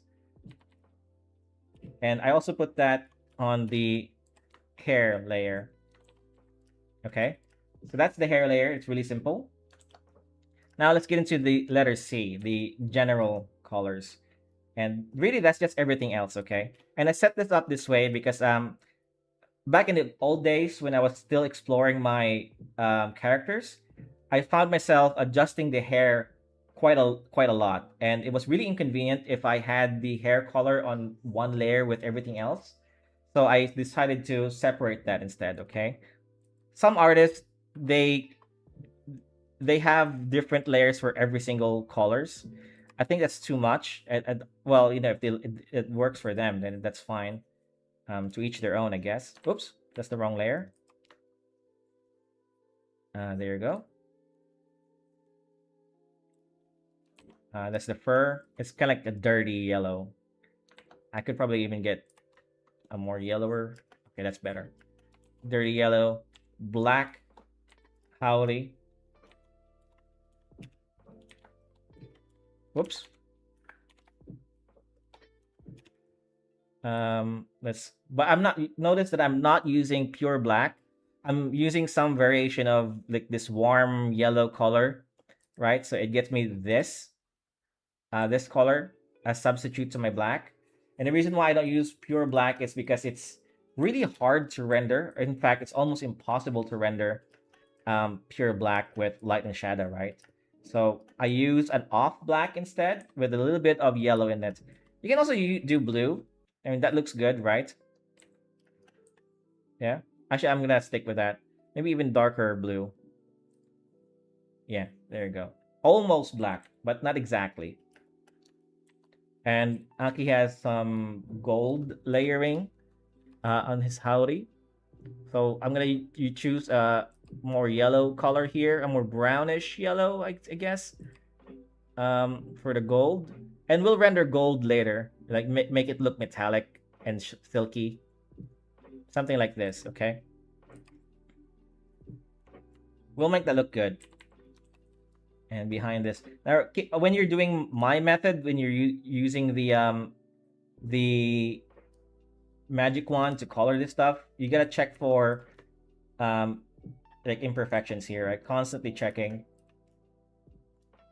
I kind of trade this for speed and cleanliness because it still takes a short amount of time to clean this up than actually just painting it, right? If that makes sense. If I were to just paint this, like for example, like this, that takes a long time. So I trade off cleaning it out later for the speed of the process, okay? Oh, I forgot to clean this one. All right, let me just fix this part. I remember I kind of adjusted the fingers here and it created this thing.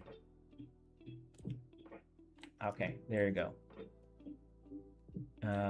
Bit of a hiccup there. The blue made him look so royal. Yeah. True.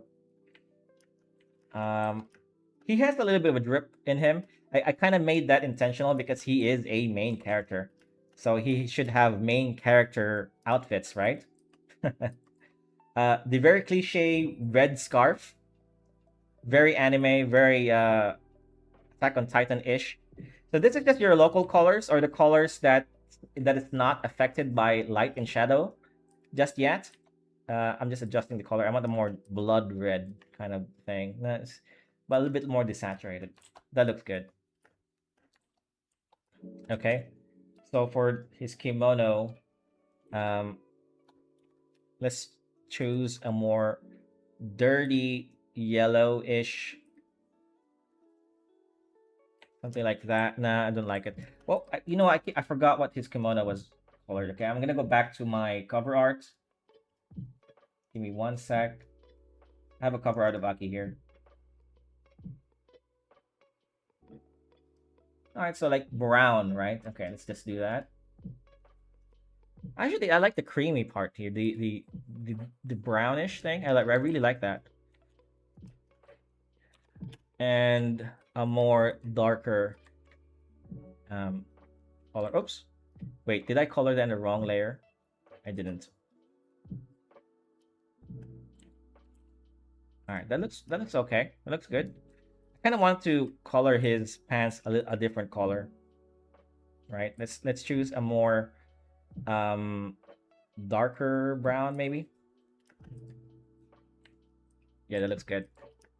So Mikasa found her love after losing Eren. I think so, right? Nobody knows who it is, but everybody assumes it's Jean.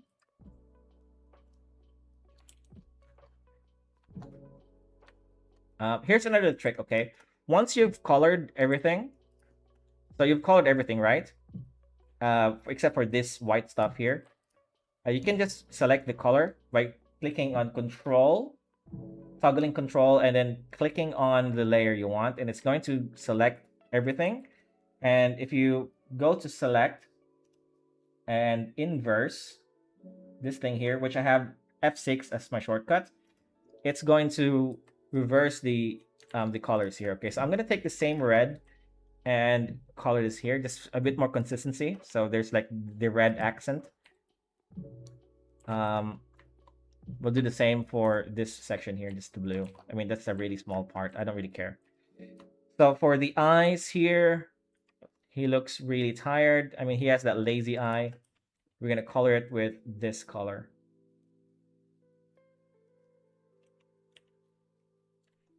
Okay. So notice that because I have the color of the eyes on the hair color, which is above the skin color, I'm not coloring over it. So it's way more convenient. Let's erase this part. And that should be our local colors. Oh, you know what? I forgot the earrings. Let's do gold with that too. Gold earrings.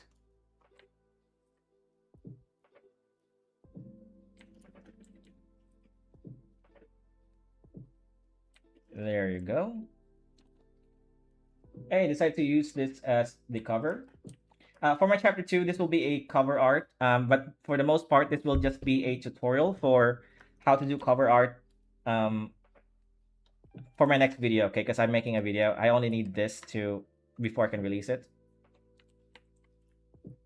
And that should be it. Now we can turn back the colors here, and this is just our local color. Now pay attention to the layers, because I have the S as the skin layer, C for the general color, H for the hair. We're gonna create now two layers of multiply at, let's say, 50%. That's just for now. Okay, this number could change, and let's do that a multiplier there. I usually name this S for shadow. Okay, and then right click and create clipping mask. This one, which I have shortcut of for Control R. Okay, so I'm gonna make 2 of those. Let's just make 1 more of those. Okay, same layer, multiply 50%. By the way, I'm a bit lazy, so if I do 50%, I just use 55, so I don't have to press 50. But for the sake of tutorial, I'm just gonna go 50, okay?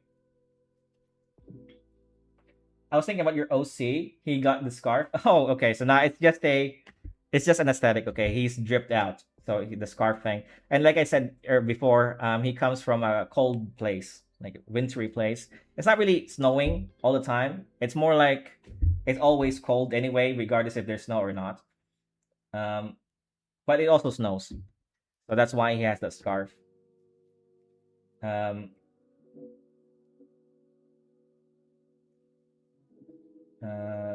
Defense cover, just returned from drawing something. Whenever I draw some girls, I think, what girls would my friends be attracted? Actually, when I draw girls, I always think about the girls that I'm attracted to, right? I don't give a shit about friends. You guys have friends? I'm kind of thinking of making this a bit thinner. Yeah, that kind of looks more appropriate, right?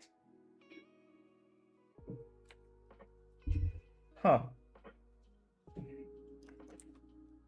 All right, that looks better, I think. But I'll just leave that for now and get into rendering. So, like I said before, 50% opacity, multiply layer, and there's 2 of them. Okay, this has to be above the layers, the skin, all the color layers.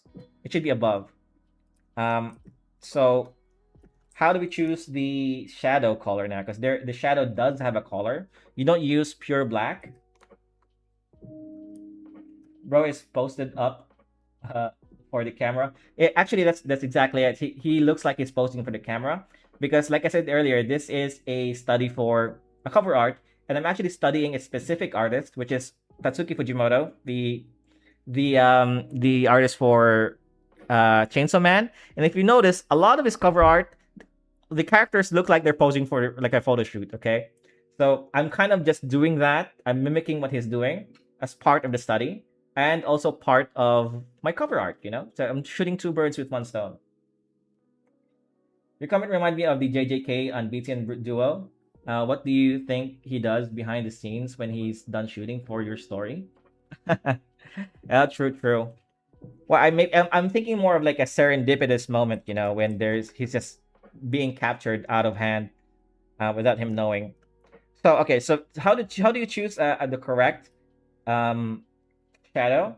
So I kind of default into blue because for my most paintings, it depends on the light source. Um, so let me pull up if I can. All right, let me just do it here instead. Okay. So for example, if I do a blue background, let's say a sky blue, like he's outside, like this maybe. So imagine he's outside for a moment. So the sky is kind of reflecting some light towards him too, and that's gonna affect the shadow. So the shadow color should also be blue, but a bit darker, right? So it's like that. And let's just do something quick, right? So it's like blue. This is just something really quick. So that's kind of how I think about the shadow. It should be the same color as the environment. But because we're working with, oh whoops, I deleted that. But because we're working with just a white background and there's not really color here, oh, I'm gonna default into blue because I'm still imagining that there's a sky somewhere that we just can't see. Okay, so we're gonna default to blue for just me because I was taught traditionally. I like to create a layer that I name CX. Don't ask where I got that from, and I just like to put the shadow color there on beside. Okay, because I want to like pull back here. Since it's a multiply layer, if I color this here and I pull back the shadow, it's a different color every time. So I want to go back here and remind myself of what the color of the shadow is. And I just put that there, okay? We can always turn it off later. But that's the color of the shadow I'm going to go for. So let's just color everything within that realm of the shadow, okay? So remember that the shadow the light is coming from the upper right corner. So a lot of this part is going to be lit up and a lot of this part is going to be in shadow, okay? So whatever the light is hitting from the upper right corner here, it's going to be in light, okay? Like this. So I'm just painting the general direction of the shadows. So there isn't much light coming from here because it's not getting hit, and also his face is on the way with the hands. So his entire head is gonna cast a shadow onto this finger here, onto his hands, maybe even into his jacket. Right? It's like the trajectory of his head is like this. Right? That's gonna be all in shadow. Okay. Um, All right, so let's get back into it. So the way I like to draw shadows is I kind of just carve the shadow out of the character. Let's start with the hair, okay? Let's create a little bit of a gradient like this, and then let's carve out the shadows.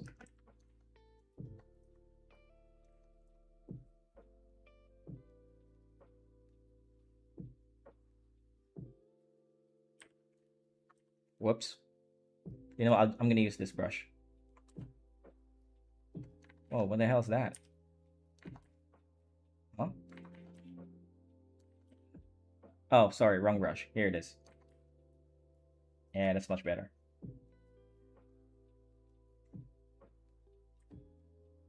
So I have my own way of rendering hair, which doesn't really look anime, but I like it because it's a bit unique.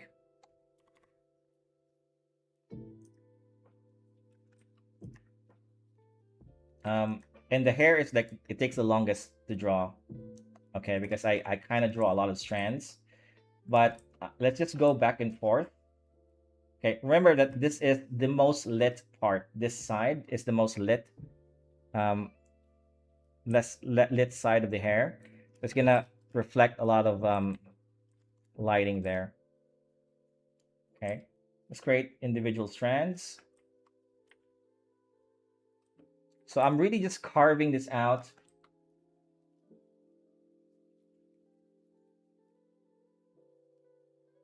I'm really just carving this out as if I'm sculpting the shadows from the light. So another way I was taught on how to imagine what light is imagine you're splashing a bucket of water into your character in one direction, and you can imagine what places are it's hitting, what places is he getting wet from, you know, and that's sort of where you put your shadows, the wet parts. Oh, sorry, the dry parts, right? And the wet parts is the light. Okay, strands. I think I need thinner strands. All right, let's just stop there for the hair for now. We'll do more about for the hair in a little bit, okay? Because the hair is gonna be a bitch to render. It always is for me. Actually, it's bothering me. So let me just do a little bit more. So really dark. So this is like the darker part now. So I'm not really detailing it too much anymore because this is supposed to be dark. And I'm gonna teach you something that maybe you need to consider when you're doing shadows too, or lighting. And give me one sec. Just need to finish this part. So this part here is catching some light, all right, because it's facing this direction. So the thing you need to also remember is what's called a bounce light. Okay, so there's a really soft light that should be coming from the back of this wall here, because the light is coming from here, right? And it's gonna bounce to the wall, and it's gonna affect the back of his head. So let's just put some light there. Actually, that's too much. So it's gonna bounce some light, but not too much. Okay, just a little bit, something like that. Okay, I'm not even sure if you can see it, but I can. Um, so that's just bounce light, and we're gonna do that all over the place. And trust me, it's gonna make a big difference once you do that all over the place um, with him. Okay, so remember that bounce light. All right, so that's the hair. Now I can do. I usually do the skin last, so let's just do everything else. So for the fur, I'm using this what is it, how hard round pressure brush. I can't really see. Rename brush. Hard round opacity and flow brush. Okay, and it gives me kind of like a really nice pen pressure. You know, the softer I press this, the less harsh it is, and the harder I press, the more it's gonna take away from. And because of this, I can almost create fur just by roughly circling it like this, right? I mean, it doesn't look like fur yet, but we'll get there in a little bit. And this part is gonna be in light, right? But as we go further and further deep down here, it's going to lose that light, okay? So something like this. All right, that's almost fur, right? If you zoom out, it's almost there. Wow, your hair technique is so cool. Oh, I haven't seen anything yet. We'll get that to like a really nice detail later. But because I like to jump around, um, especially when it comes to the hair, because the hair takes a lot of work, and if I stick to one place, just rendering one thing, I kind of get fatigued. You know what I mean? And so I like to jump around. All right, so let's get in some of the nicer details here for the fur. You know what? Let's just keep using this, and let's do this.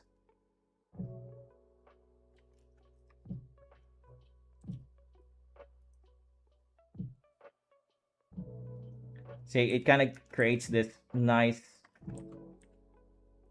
layered effect if I do this right. Sorry, I'm like zooming in and out. I don't know if you guys can see that, but just trust the process. That looks horrible. Let's do that again. That's just the process, man. That's all there is to it. Okay, that looks good.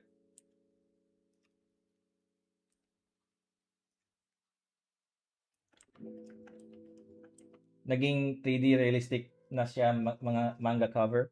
Nah, no, it's just a simple render. I don't know about 3D if it looks 3D. That's not really the look that I'm trying to achieve anyway.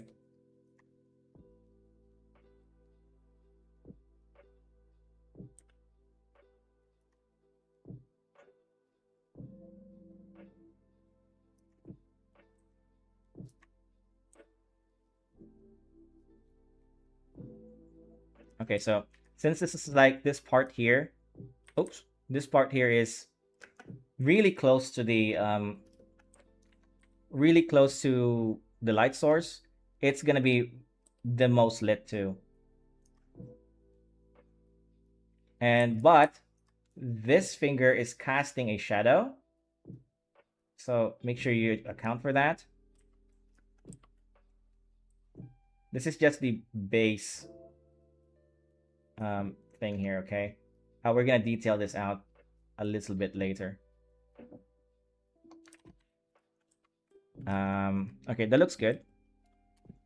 Let's detail it out a little bit more. And let's get into something like this now, okay? Finer brush. I'm gonna render this thing as if I'm rendering hair.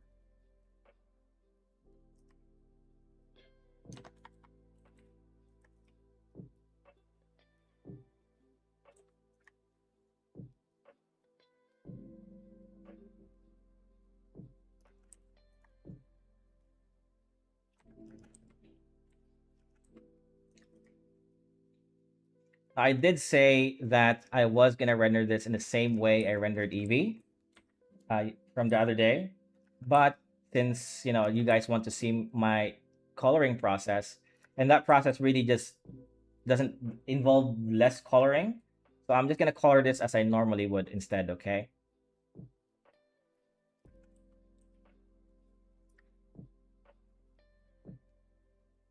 Because Eevee's process is more value based, and then I just use a gradient map to add color, which I don't think is a nice teaching moment. I don't think that's really going to teach you about how to color stuff instead of this my old process here. Well, it's not really old. I'm still gonna use this. This is like my go-to stuff, right? So I'm just really adding this. It's gonna take a while, so bear with me. But it's almost there.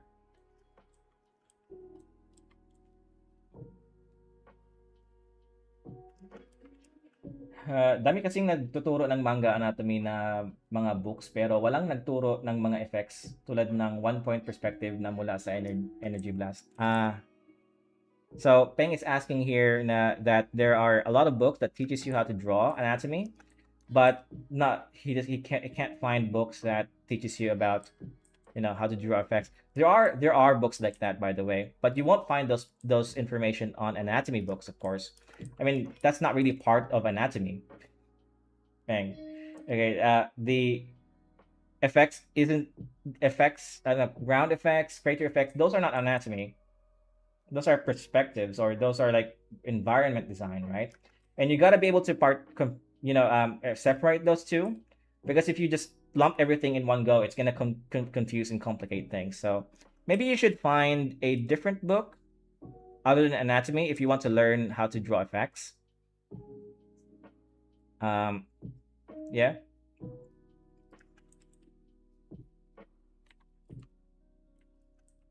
Okay, that's almost done, right? I could still work on this.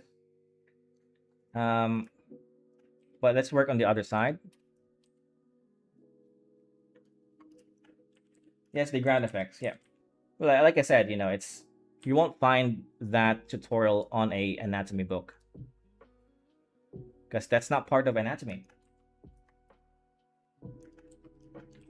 So this is like the bounce light I was talking about.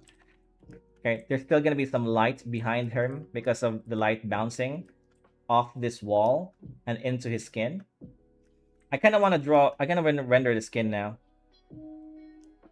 You know what? I'm gonna do this. Okay, I'm gonna erase the skin shadow, and I'm gonna put that on a different layer. Okay, so I'm gonna create the same layer, letter S, multiply, and 50%. But this time it's a bit different. This shadow layer that I just created is on top of the letter S for skin. Okay. Actually, let's just do skin because we're gonna confuse ourselves. So this letter S is going to be the shadow for the skin. Okay. And the reason why I do this is so that I can render the skin separately without interfering the shadow that I already rendered. Okay, so I can just do this, right? See, I can't erase the shadows that I already did. It gives me a lot more freedom. True, everybody say study the masters. It's such a long process. Just study one aspect of the masters, really.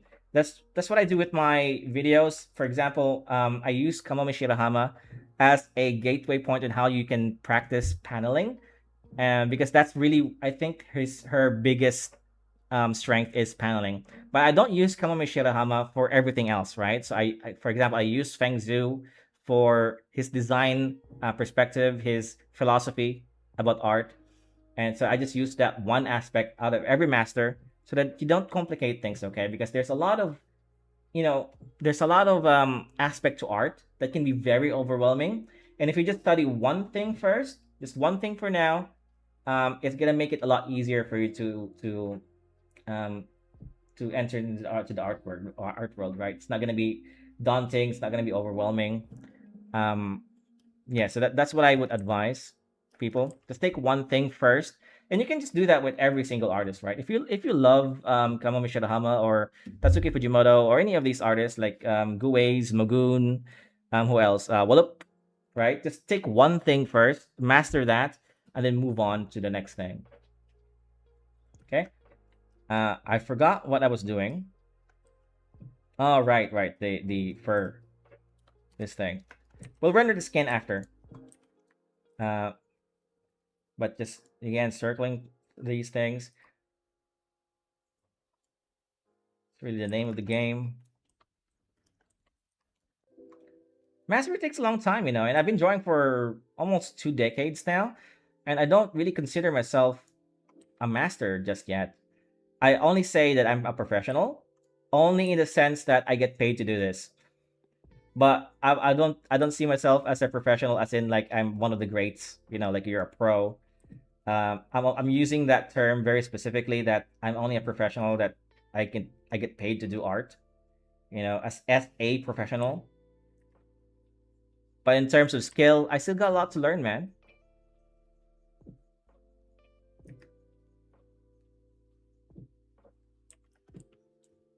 That looks good.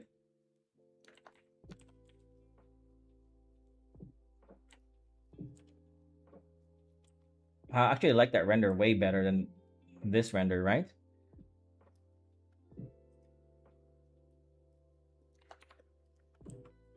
Hands. I'm not quite sure what you mean by hands. Did you see a mistake from my hands? Or you can bring it up if you want. There's definitely a mistake here. Okay. Bring that back. You can bring up if you see something wrong with my painting. That's totally fine. I'm open to criticisms. Oh yeah, that's another thing, by the way. You gotta be open for criticism. That's how you actually learn really quickly, even from non-artists. Just who cares, right? If they think it's bad, or you think your art needs improving. Then move on to the fur again. Yeah, true. You'll see me bounce around other parts of the paintings, even though it's not finished yet. That's just the way I work, really. It's like I said before, I kind of get fatigued if I stick to one thing at a time. I bounce around, okay? That's another thing I do. Um, but I hopefully you guys can stay for a little bit until I finish the render here, because I'm gonna show you how you can take the fur as well as the hair to the next level, okay? Once I finish the render, we're gonna go back to this fur and to the hair too. Okay, I'm happy with this. This looks good. Um, let's move on to some parts of his clothing, and I can definitely see some things here that I did not color properly, and just go back to it, you know, like this. Okay, and let's shadow that. Hopefully you're following me so far, and how I'm teaching this. Okay, so I'm just carving out the shadows, and I'm kind of imagining where it's going to hit. Something like this, maybe. So the clothing, I'm imagining some folds here that's gonna cast some shadows. Maybe here.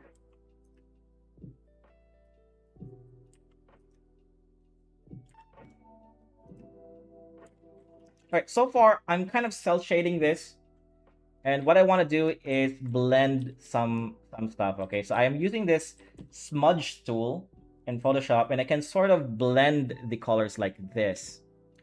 Okay, so we're gonna do that all over the place where there are like soft lights coming, like here, and this is gonna be hard light, so it's gonna stay like that for a bit, and then soft light right here. So the difference between soft light and hard light is, for example, there's an object that's near the object. That's this one, right? This object here is the thumb, and the other object is this fur coat. The thumb is so close to the fur coat that's gonna cast a hard shadow, and a hard shadow is just this really nice defined shadow. For example, this shadow over here is a hard shadow because it's still retaining the shape of the person here, right? You can sort of tell that this is the hair, this is the hands, right? This jacket over here. And soft shadows is more like this, where it's just a plain shape where it's transitioning between light and shadow, if that makes sense, right? There's no other objects around it. So for example, there's a circle here. It's not perfect circle. Let's actually make a perfect circle. You guys have seen this countless times, I guess, if you've been practicing um, like textures, right? Let's do this. So this would be a soft shadow, okay? So the soft shadow is just the transition between the light and shadows from dark to light, okay? And maybe there's some bounce light here. Let's bounce light. So hard shadow would be this.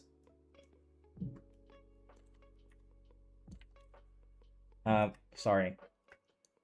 That would be a hard shadow. And maybe just blend it here, you know? So have to do some blending. But I'm imagining actually, you know what? That's a bad example. So let's imagine a different object that's here. And this thing is casting a shadow into this object, okay? And because they're close to each other, it's gonna cast a really nice hard shadow. Okay, like this. Hopefully I don't embarrass myself here, but that's the theory of the hard and soft shadow. And then you can just, you know, just do the thing. If the light source is coming here, like that, okay? Maybe there's like a room here, right? Just you get the point, right? Do you know about the color dictionary? I'm not sure about what a color dictionary is. Do you mean color theory? Because I'm familiar with color theory. I'm not sure about what color dictionary is.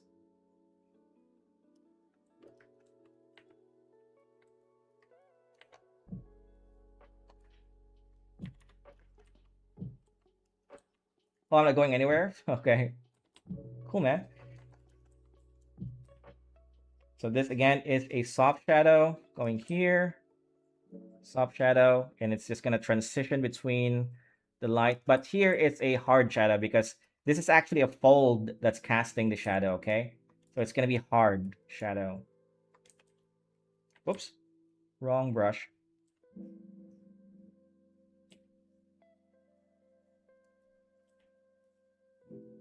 Oh, no, maybe just soften up a little bit. Yeah, and then so it's a hard shadow going to soft shadow. So do you mean color theory? I'm not quite sure what the color dictionary is. Did I set color schemes? You should definitely search it up. Well, I just use color theory really for my color schemes. Um, I just look up what color, you know. If you know color theory, you can pretty much just mix whatever. Well, you know, if you have that on hand, you'll know what color goes well with what and why it goes well with what.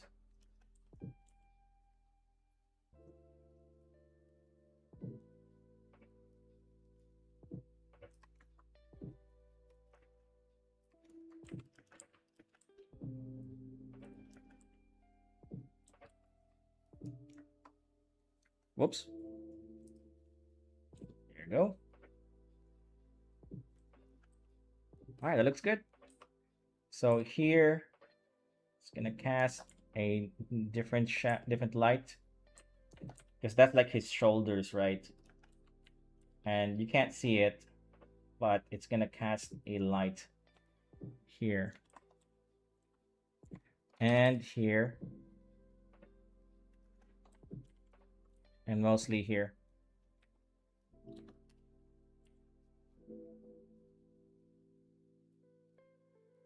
The video I'm making with the cover art also covers a little bit of color theory, not exactly all of color theory. Well, let's say most of it.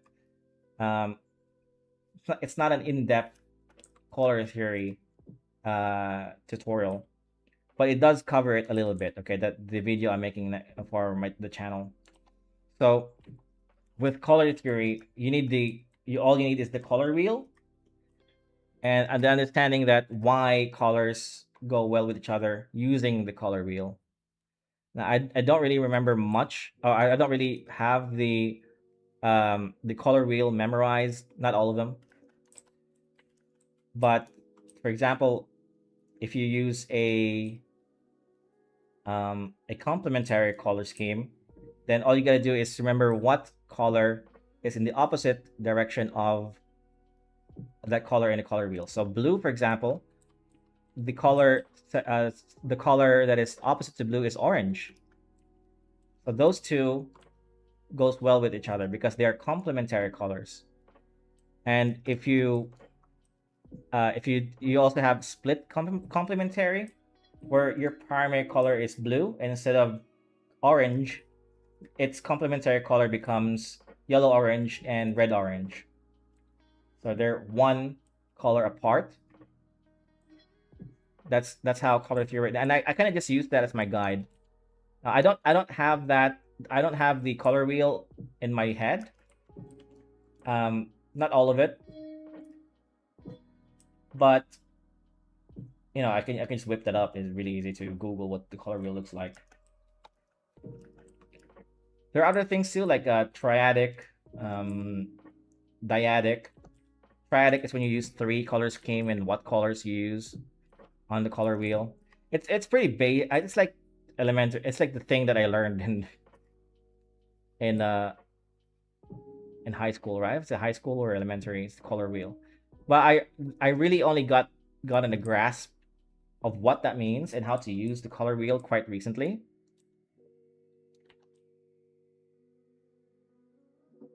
So this is like bounce light. Okay, that's going well. Let's go back to the hair. Just a little bit, okay? I want to detail this part of the hair a little bit more. Colors are tricky, but you can get the guide wheels on Pinterest. There's no race to learn all the colors compositions all in one go. True, true. It's actually not that complicated. Here, I'll just show you, okay? Let's Google the color wheel. Color wheel. And color harmony. Um, this is everything you need to remember. Okay, right here. Okay, so these are just the things that you need to remember. Okay, really, I only use like two or three of these. I don't even know how to use all of these. Okay, I just use two or three. Primarily the complementary and the split complementary, as well as the analogous. A monochromatic. I use monochromatic sometimes too, but not so often with characters. More on my backgrounds. Um, so just be like me for now. Just use one of them. Okay, just master one of them. All right. So complementary is just the color wheels, but the colors are opposite to each other. So green and red. Um, these two here, green and maroon, pink and what is this, purple and yellow. So those are complementary. Split complementary is when you, instead of using green, you choose the colors right next to that. So red and green is the complementary color right next to each other, the opposite direction. But instead of using green, use yellow green and blue green, right? Analogous. This is like the easiest thing. It's just three colors right next to each other. Actually, you can use more than three, but just three will be the standard. You can use more, four or five, right? But as long as they're right next to each other. Monochromatic is just using one color. Okay, so red here has a lot of variations when it comes to its value, right? Its saturation. Just use red and all the colors in between red. And I don't even use these things anymore. I don't use these things. Oh, maybe I use triadic sometimes, but I don't use these things at all. I just use these three, and sometimes this. Okay, so just remember the color wheel and remember these things. Okay, and just remember one of them for now. That's all you need to know about the color for at the moment. Okay, just don't overly complicate it. It's not that complex. People always tell you that it's complicated. It's not. It's really easy. It's just do this. Just do complementary. Okay, two colors right next to each other. Right, sorry, two colors opposite of each other on the color wheel. That's it. Not complicate things. Okay. Hopefully that helps. But yeah, simple. Yeah, can you use a color just cause you like it there is not set hard as fast as a rule? That's also true. I totally agree with you. I'll be honest with you, these are more guidelines than actual rules, right? The Pirates of the Caribbean thing. Uh, pirate rules are more like guidelines. Because there's one rule to rule them all, and that is the rule of cool. And for me personally, I don't care if it's a complementary color or whatever it is in the color wheel that I just showed you. As long as it looks good, that's good enough. Okay? And part of that is it looks good because of those rules, right? But sometimes you can break the rules, it's no problem. I'm not one of those pretentious artists like, oh, you got to follow the rules, the fundamentals. But fundamentals is one of the most important things you can learn. But I'm also a big proponent of the rule of cool. As long as it looks good, as long as it looks cool, it's good enough. Okay, remember that.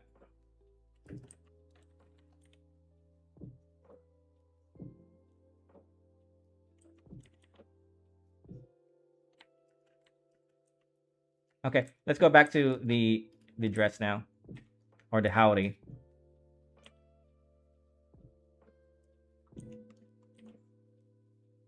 I need to extend the light.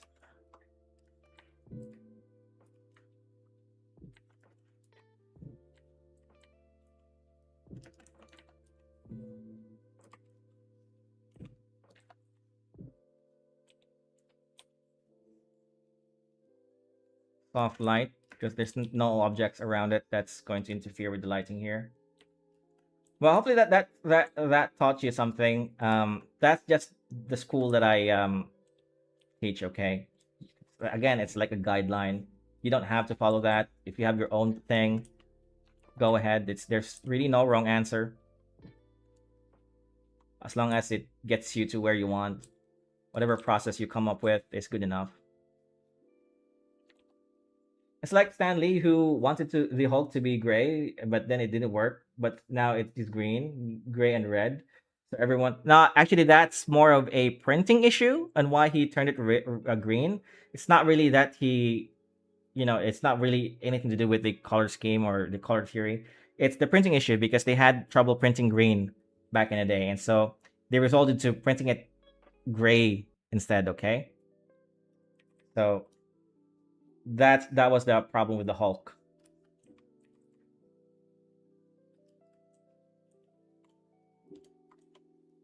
Whoops. So I'm setting myself up to paint this gold later, and I'm kind of putting a little bit of shine to some parts here.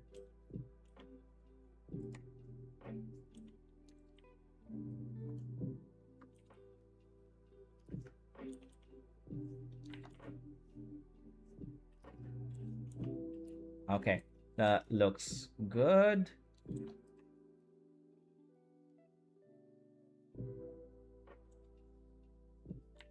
We'll add some folds here too.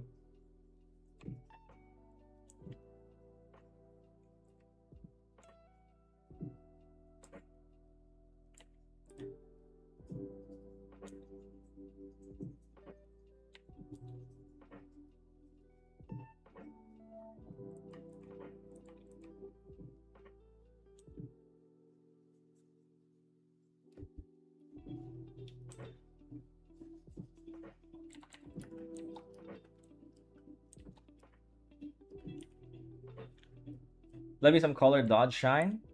We'll get there later once I get into lighting because we're still gonna light this up. Right, I need to add some rim light. I may add a secondary light source. Okay, I'm not quite sure yet. Um, but let's add some bounce light here since there's not gonna be much light coming from this direction. I like to add some bounce light here and here. Okay, same with this part. Let's do some bounce light. It's a dark color, so you won't be able to see it that much, but it's there. Here too. Yeah, like that. Bounce light. And it's like taking shape, right? Let's do the scarf. Scarf is going to be very easy. It's just some striations from left to right. I'll show you what I mean. So using the pressure brush. Whoops, wrong layer. It's going to be something like this. Okay. And see how it immediately creates that fold by using this brush. And just create the drop shadow for this fur thing. And maybe even blend it a little bit so it looks a little bit more realistic. Okay, that's that. Let me just fix some stuff. We can add some patterns to his scarf too a little bit later. Same with this kimono. This is just gonna be some where is my layer? Let's add some bounce light from the bottom here, very, very subtle. And then using the pressure brush, just a little bit of striations. This is not going to be overly lit, so the lighting here is going to be so weak. Okay, something like this. Very weak lighting. With some folds here and there.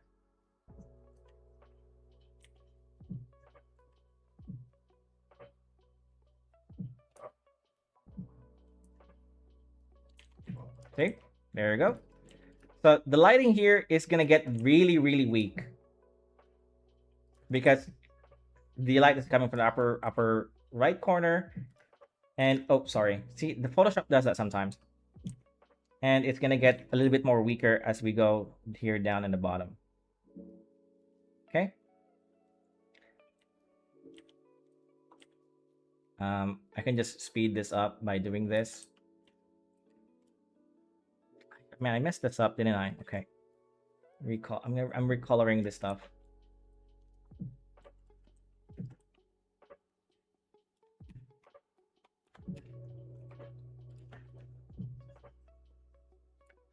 Okay. All right, it looks better. Let's go back to it.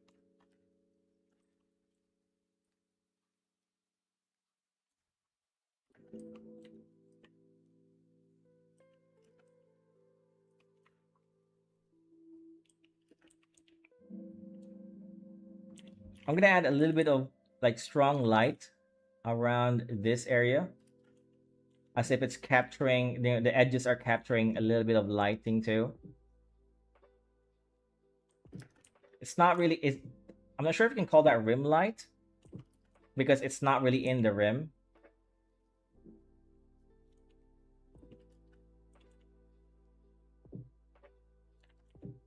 But adding this part kind of makes the fold feel a little bit more fuller. Just bear with me, guys. This is a long process. It's gonna take a while.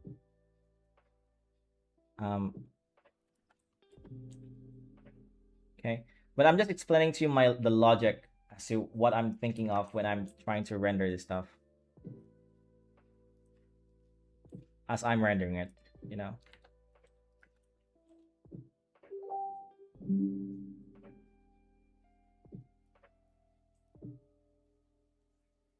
That was me, by the way. My friends is like inviting me to play Call of Duty. I'll do that later. I want to finish this first. I want to add a little bit more stronger light here. Actually, that's probably too strong. Just erase that. A soft light. Okay. That looks good. Maybe stronger light here too. Whoops. Wrong layer.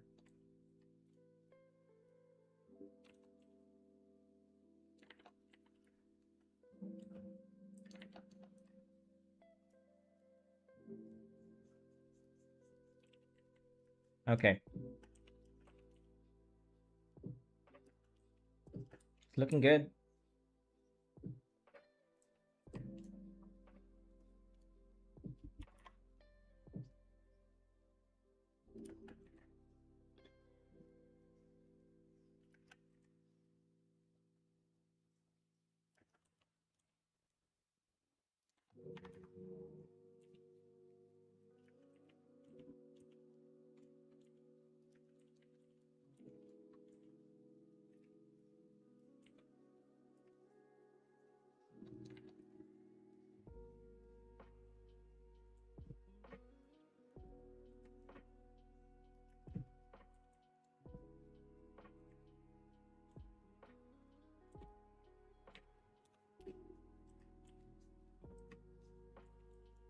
I'm just speeding this up.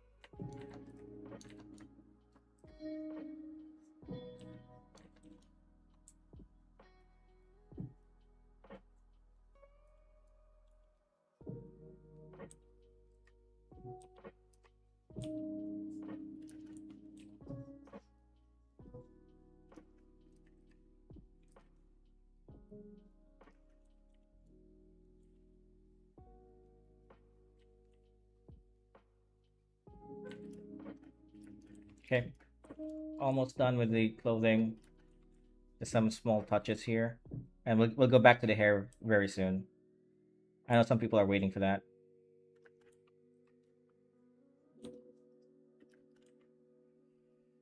Hmm. And we'll add some lighting. Okay.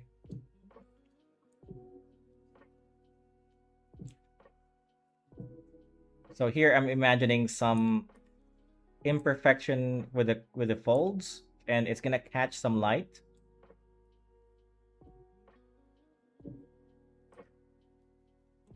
as a result, right?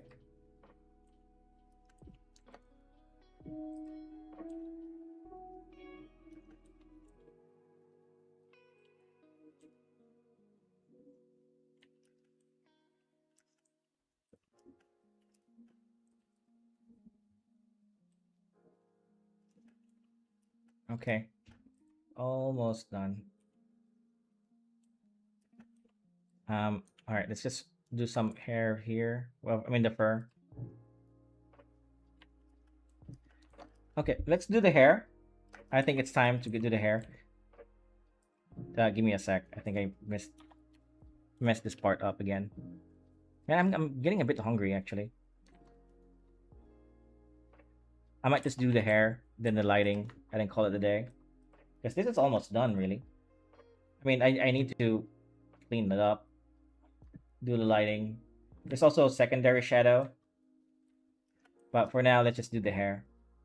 Okay, so let's do the fur first. Um, on the line art layer, which is the L here, I'm going to create a hair layer right above it, okay? And the hair will cover all the furry parts, so that includes the hair and the fur here. So I'm going to do is take this pressure brush here, make a really thin, line like this, using the hair layer right above the line art. And I'm just going to, just slightly make striations here like this. Okay, not too much. A little bit. Okay. Just cover that a little bit. Actually, you know what? Probably not a good idea to do now, because I need to do the lighting. And if I do that now, it's going to ruin the lighting later. Okay, sorry about that. So instead, let's do a shadow, the shadow, right? Actually, let's do the skin shadow. Sorry. I'm all over the place. So let's do the skin shadow first, and then we'll do the secondary shadow, and then the lighting. And then the hair. Yeah. So the hands. So this part of the knuckle is catching most of the light, and then this part of the knuckle is catching some light. Right? Still a lot, but you can clearly see a gap between the parts of the fingers. Okay, that gap. Now, I'm not really the best when it comes to rendering hands. I can do my part. Just imagine a cylinder.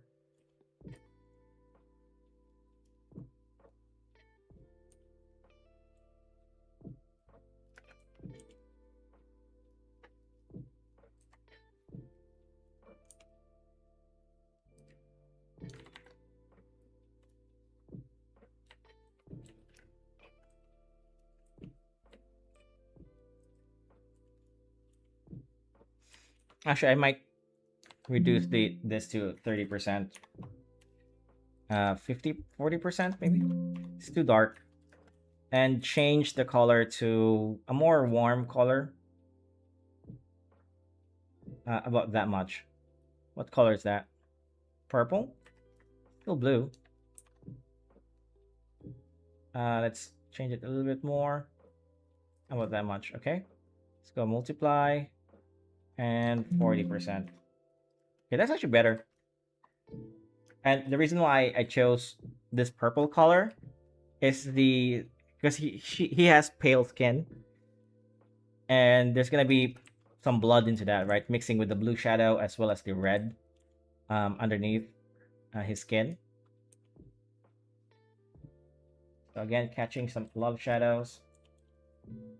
Plum, yeah, it's a plum color, right? And more purple.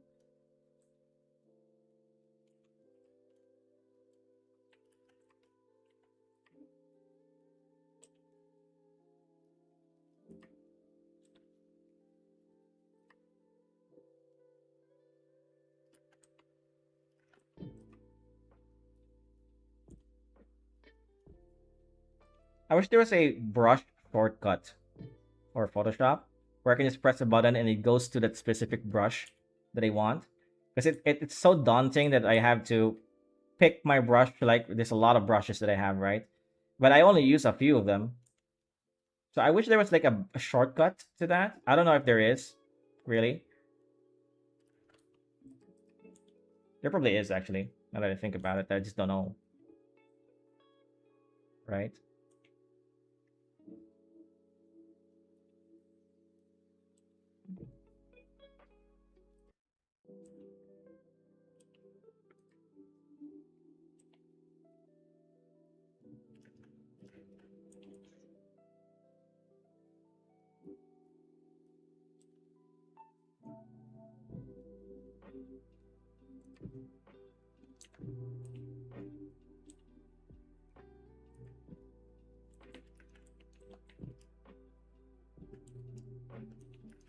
Hmm. I'm not liking the purple just yet. Let's do a more pinkish color. Oof. Oh, that looks more natural, doesn't it? Oh yeah, that looks so much more natural. Let's do that. A red color. Yeah, totally more natural.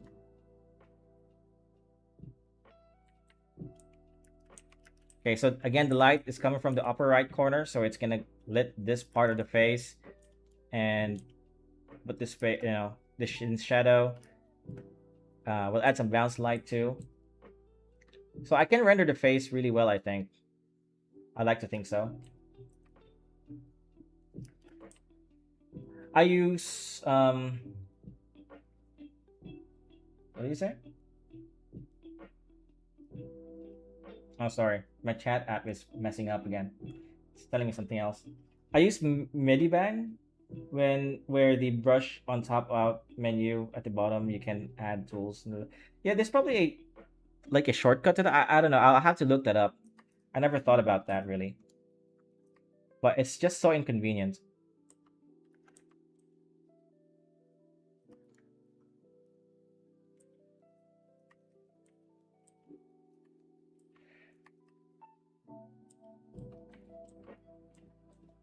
So, okay, so let me just talk about the face. Um, the things that are usually that will usually cast a shadow is the space between the eyelid and the eyebrow. Okay, so that's gonna cast a shadow. This is also gonna cast a shadow, but it's gonna be a bit weaker. Okay, since it's more of a curve. Um, what else? So underneath the eyes is also gonna cast a little bit of shadow because there's a bone there, right? Wait, let me actually make that bigger. Yeah, there's a bone underneath the eyes, the cheekbone. I think it's a cheekbone. That's like that.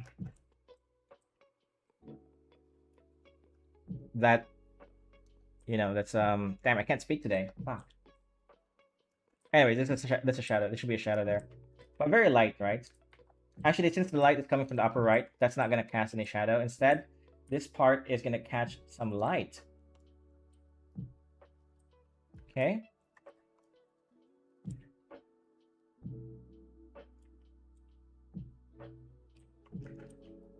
Got 3 million tool, there, brush, palette tools, and layers. I'll figure it out, man. I'll figure it out off stream.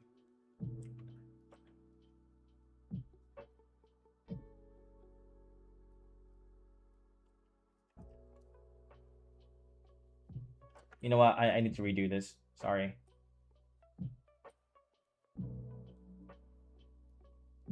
Should be like that.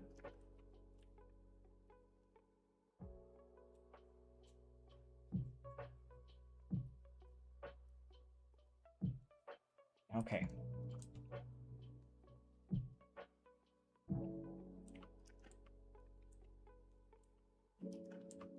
See? So, of course, we're gonna consider the hair, which will also cast a shadow.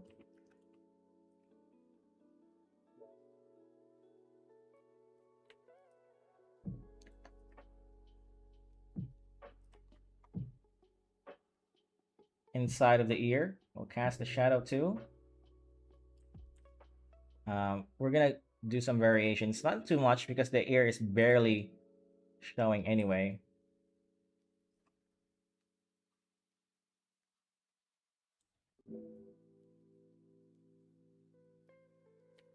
Okay, that's gonna be a hard shadow because the hair is so close to the skin or to the face.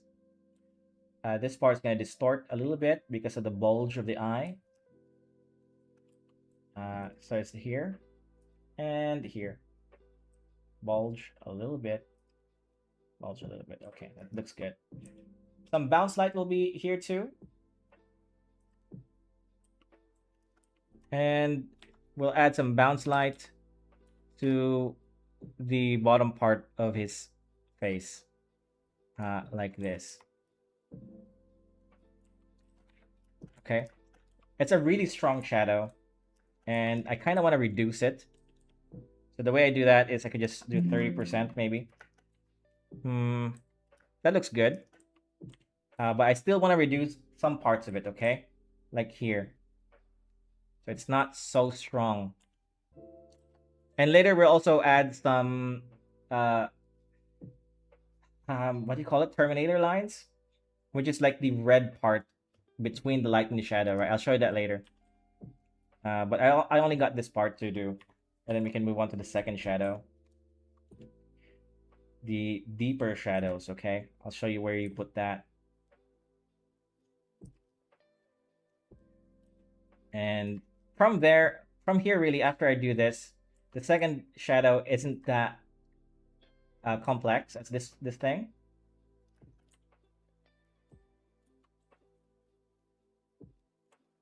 So please bear with me. Almost done. And by almost, this is like, I don't know, a few hours.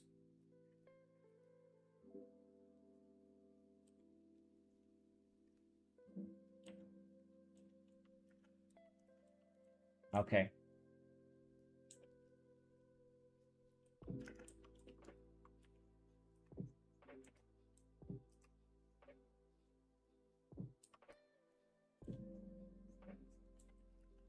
All right, so let's do the secondary shadow now, which is this second layer here on the right section, the S, the second S. So the second shadow is just where the hard light is, okay? So this object here and this object here will be darker than usual. So let's just darken that up like this, okay? And so it's here where the ears meets the fur coat. That's gonna be really dark.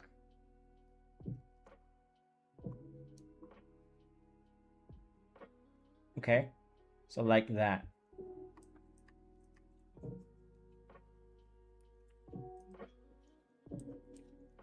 And it tapers off like this. Just scrub it. See? Maybe I can even do 60%. Oof. That looks really good. Okay, same here. This part.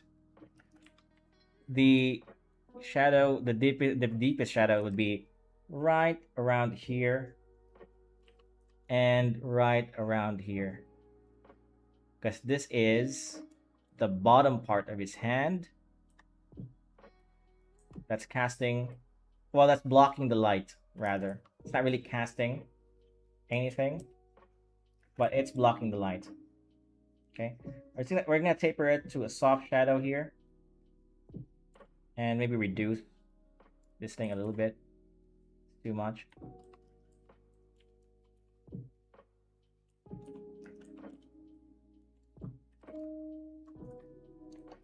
And we're kind of setting ourselves up for a subsurface scattering later on, right? Since we can see this is like the bottom of his hand, of his bicep, or tricep rather. And the light will be here, and it's gonna cast some shadows. It's gonna cast a really strong light later when we actually add the light. Some really small parts around the fold, not too much, okay? You don't want to overpower the these parts. I'm already overpowering it a little bit, but I'm just trusting the process.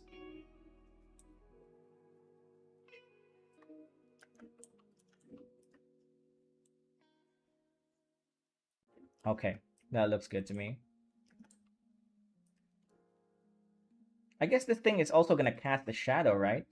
Like this.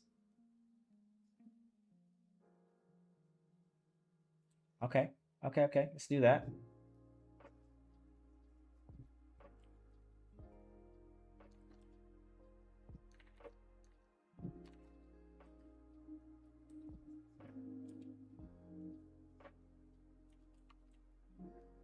Yeah, this is gonna totally gonna cast a shadow. So I'm just blending this in, okay, with the smudge tool. You guys with me so far? Okay, so the gold here, I want to add some darker parts where the light meets the shadow. Really thick parts like this. And then we're gonna, again, blend it. Same here, light meets the shadow. And as we go down, the light is going to get darker and darker because the light's not gonna hit it anymore. And we're setting ourselves up for some really nice lighting with these dark parts, okay? It's gonna look really nice when we color this up with some overlay layers. You'll see. Yeah, I know it's probably hard to picture right now since I'm really just yapping. And I know I talk a lot. I know, guys. I know. I'm aware.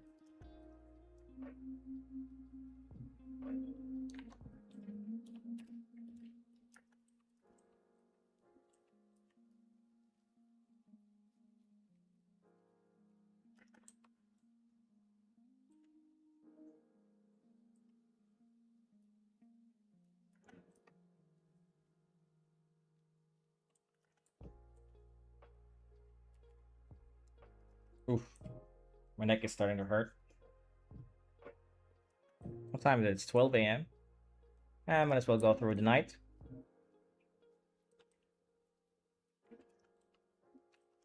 Okay. If I turn this layer off, that adds so much depth, right? Already.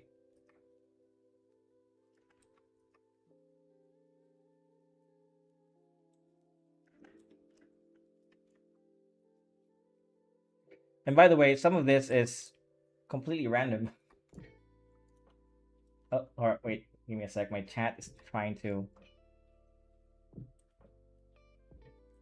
I don't really have the hang of overlay layers. I just build things up with multiply layers. Uh, yeah, but I need lighting. I'll show you. Like this so far, I'm only using multiply layers. Um, really. But when I get to lighting, I need something that's gonna bring some light out, and multiply doesn't do that for me.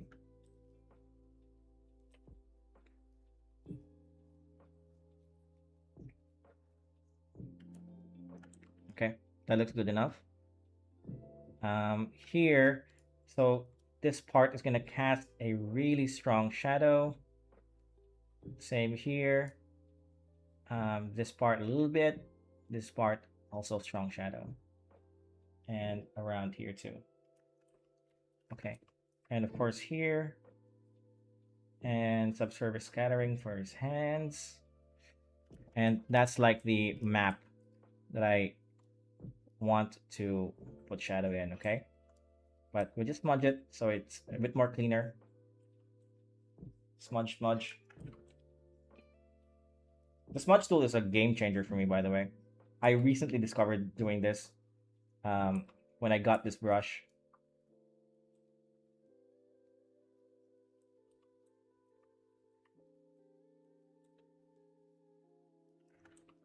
Yeah, haze and bloom and all that light diffusion. Yeah. I don't think I need to add any bloom here or any haze since I'm not really doing a landscape shot. This is just I'll do a bit of haze maybe, and I'm not sure about bloom. as finishing touches, I'll do a bit of haze. I'm definitely gonna add a secondary light source that you can't see, but it'll be there a little later. I mean, you can't see the source, but you'll see the light. Okay, that looks good. I don't like this separation here. Just blend it a little bit more, a bit better.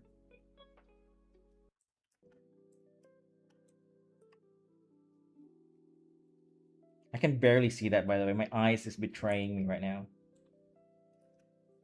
Okay, just like the other golden sleeve, dark parts where the light meets, and as we go deeper, it's gonna get darker.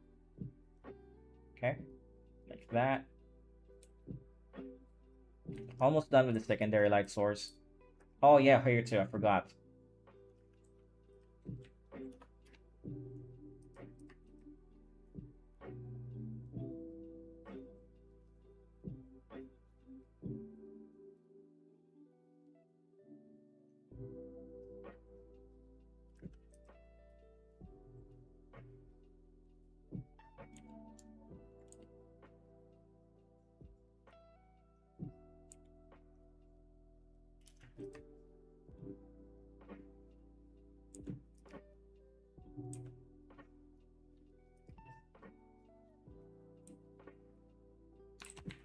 Okay, let's turn it off. It's so much richer in my opinion. Um, okay, just a little bit here with the pants as well as the kimono.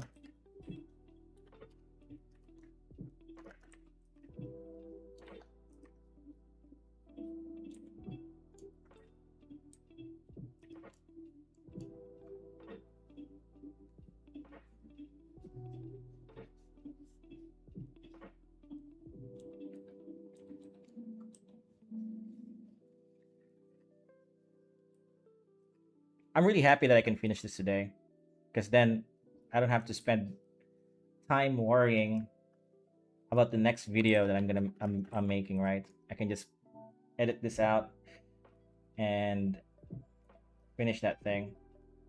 Hopefully, I can get it done within the week. Because my goal initially was to do one video a week, but because of influx of projects, I can only do one video every 2 weeks now, which is still pretty good, I think. It just means I can do better quality videos. Like my last video, I'm really proud of it. Even though I didn't get too many views, I still love that video. When you're starting out on YouTube, um, you don't really chase views, right? Because of course you're not gonna get any views, and chasing views will just um, it will just deplete you. What's it called? There's a name for it, right? It's gonna make you burn out quicker.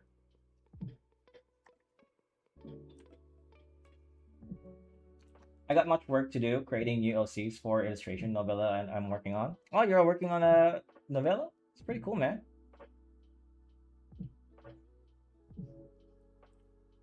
I can understand if you want to go. Fine.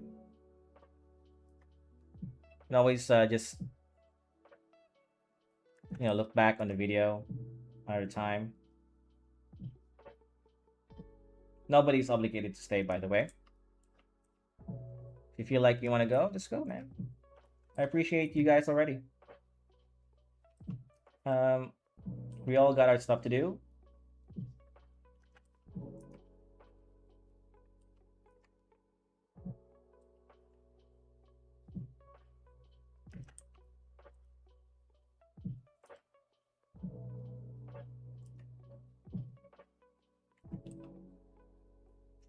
I don't like it. Maybe if I blend it, reduce the shadow a little bit. It's a bit better. A little bit better.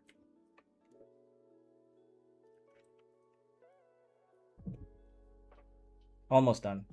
Just this part now.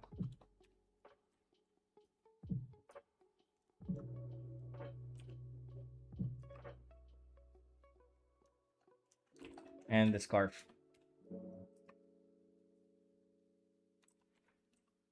Okay, that's the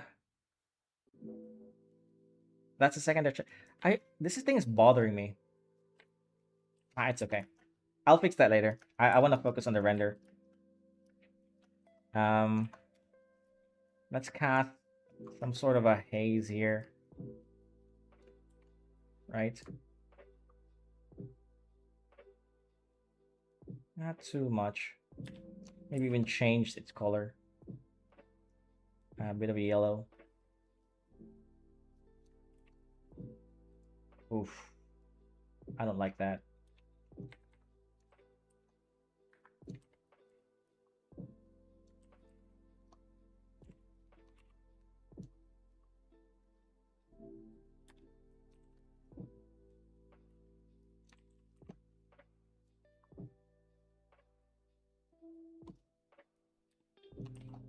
I'm gonna be here at the desk till conk out at midnight. All right, man. Okay, so those are the two shadows that I did. It's time now for my favorite part, the lighting. Actually, my second favorite part.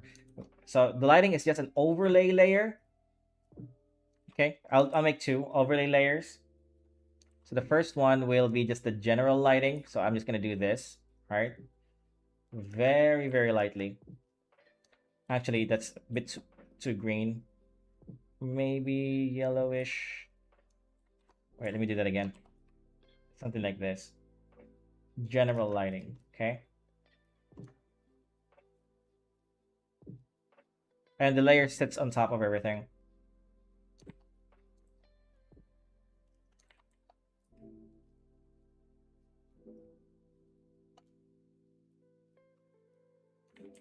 Now, the other layer is going to be for the rim light. I don't know if this is turning out well for you guys, by the way, but this is just my style, okay? I could probably put a lot more effort to this. You know what? I don't like the white background. Let's do black. No, not that one. This one. Do a really dark one. Oof, that looks so bad, so much better, right? Simple change, but a big effect.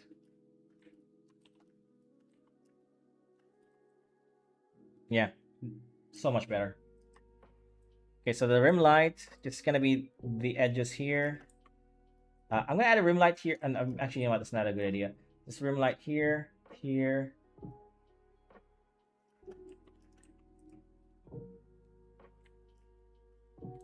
Very damn it! Photoshop just keeps zooming out randomly.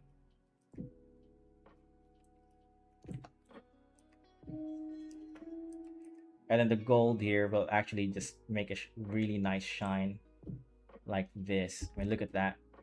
Like the metallic thing is coming out once you add the lighting.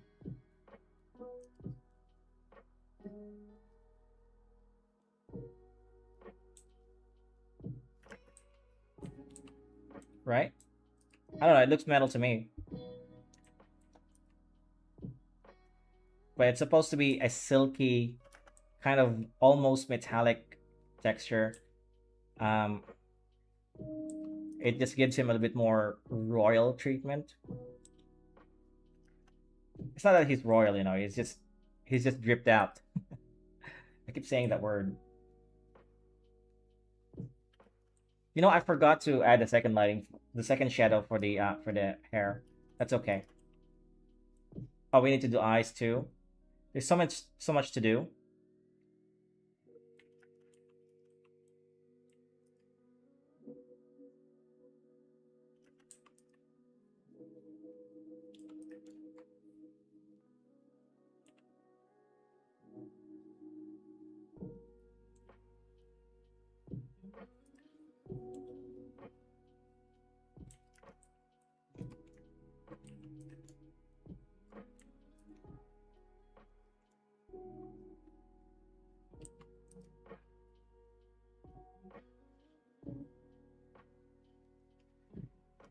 Oof.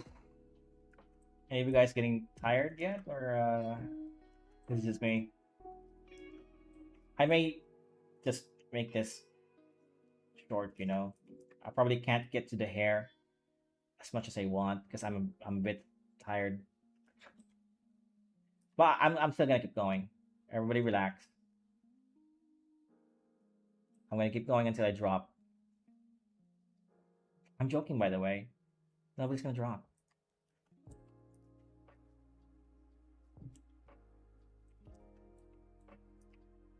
I'm gonna keep going until I can.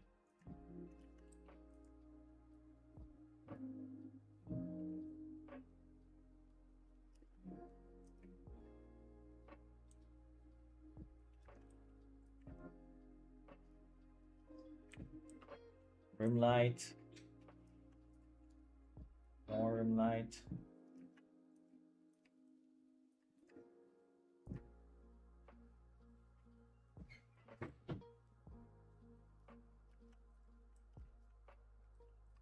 And more rim light here.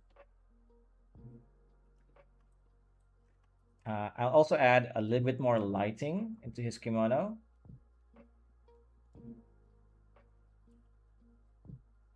Whoops. Can I know the time at your end? Mine is 9:47 p.m. At my end, it's already 12 a.m. Hey, it's okay though. I'm kind of used to staying up this late. Plus, my son has school later anyway, so I won't be sleeping anytime soon. I had my fair share of sleep.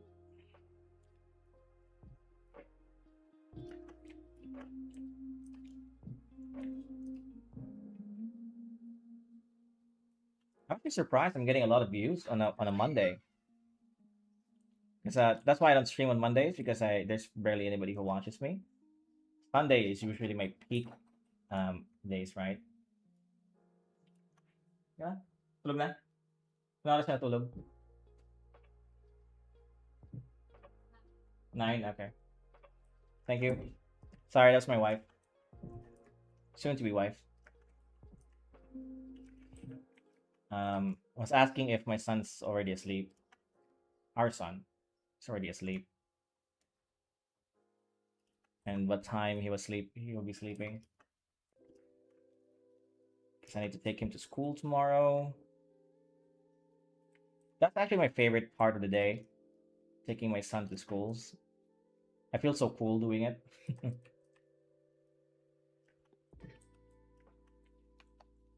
Okay. He is dripped out. I think it's too muted. I'm going to bring up the saturation. Okay. The hair too. Actually, let's make the hair darker. And less saturated. Darker. There you go. Holy, I'm approximately 2.5 hours behind. I catch you at around 7 p.m. here. That's nice, nice. Got it. Yeah, yeah. I won't be streaming tomorrow. Oh, maybe I don't know. Maybe I will, but I don't normally stream on the weekend. I'll stream on Friday, Saturday, and Sunday. Um, and if you join my Discord, which I believe is pinned, I'll announce. If I'll be streaming or I won't. So things happens in my life that I may be able to cancel the stuff. So if you can follow me there, or you know, just check out the Discord and over. I think you already joined, right? So no need for me to promote it. Okay, let's just light up the hair now. There's also the eyes. I keep forgetting what the eyes. I'll probably just render the eyes at a different time. Maybe I will stream tomorrow and just finish this with you guys. Or if not, most likely what's gonna happen is I'll just do this off stream and I'll just do some manga stuff on Friday.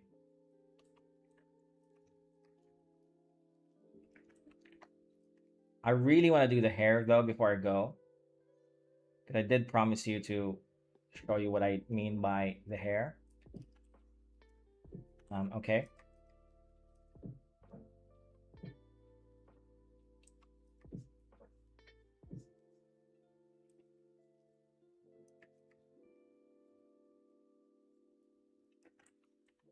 Okay, that's the hair.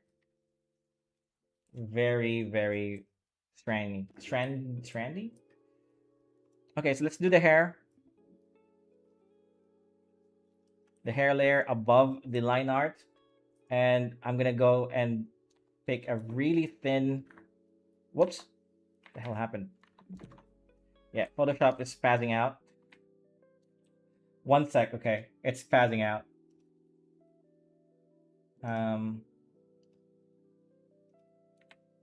The hell's going on?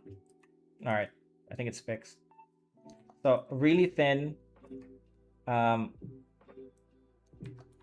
brush here, and just go at it. Just go do this.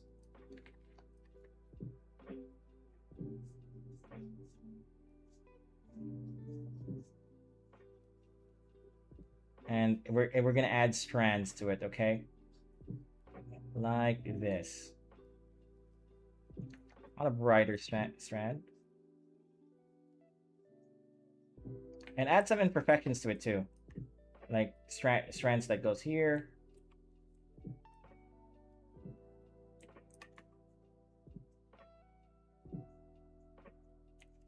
Right?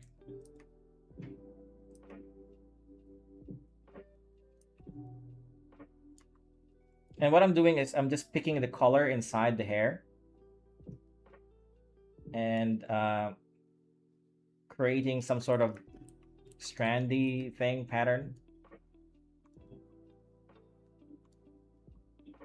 Oh, I know what's going on. Wait, I need to turn this off.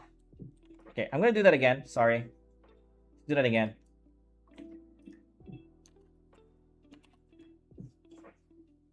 Okay. So picking up colors from here. And this also kind of covers the line art, the black line art a little bit. I'll show you a trick maybe another time on how I get rid of the line art entirely. Well, not entirely, but it kind of camouflages it. It makes it less obvious. And what you really want to do there is just color the line art on a darker version of whatever it is that's around it.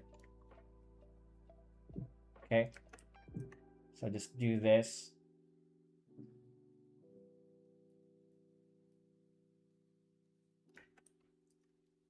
All over the hair. And also inside too. Don't forget about that.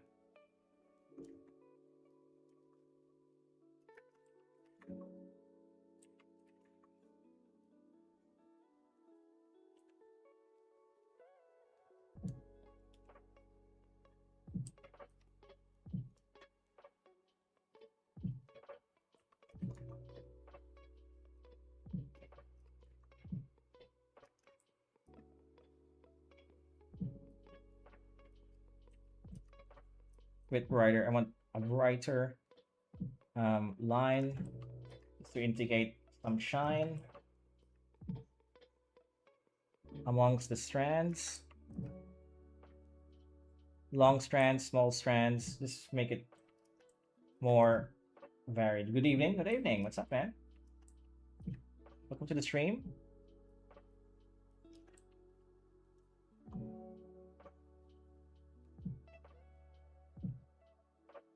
Okay, so that's I can probably get more strands here and make the hair a bit more fluffy.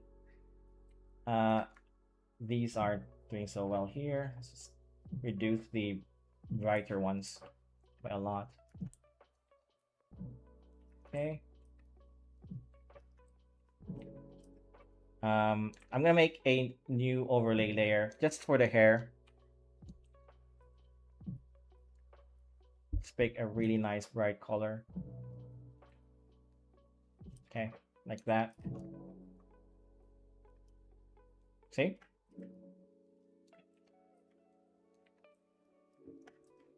And maybe some subsurface scattering here and here. Maybe we'll make that a bit orange.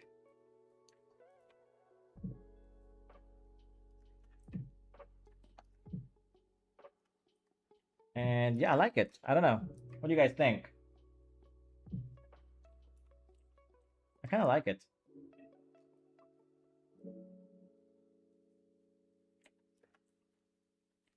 I just need to do the eyes, I think, and we can call it a day. Where is my line art? There it is.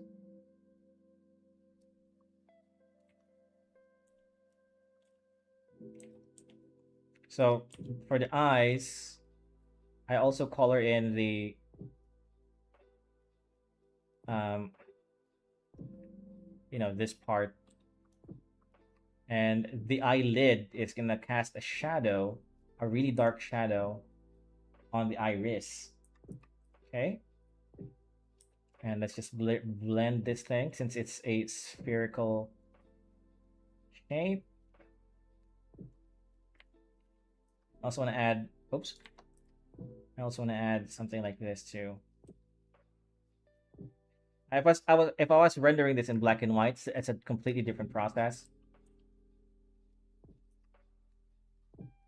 in which I will also do that from time to time with my streams.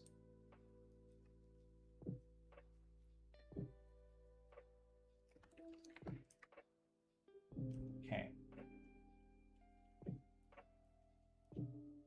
I have a feeling that I'm gonna have to buy a new tablet very, very soon. This one's showing some signs of deterioration, if I may say so.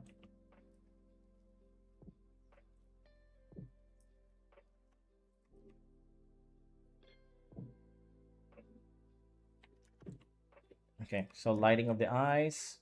Let's choose a nice orange to go with the brown.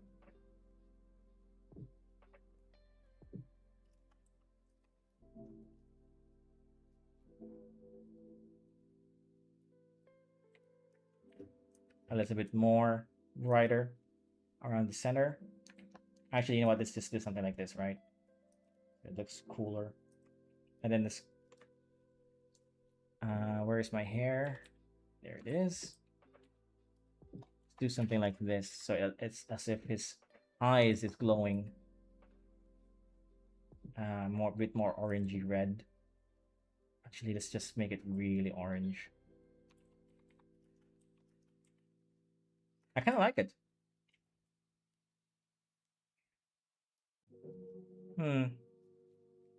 Nah, I'll get rid of it. It doesn't look good. This part here. How about some effect, some starry effect? Use white. That looks okay.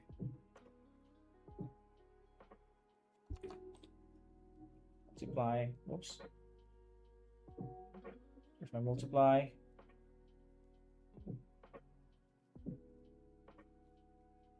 Multiply.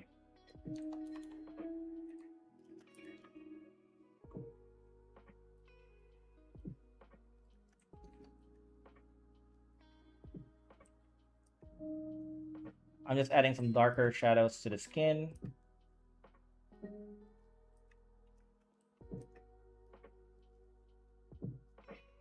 Nothing too fancy.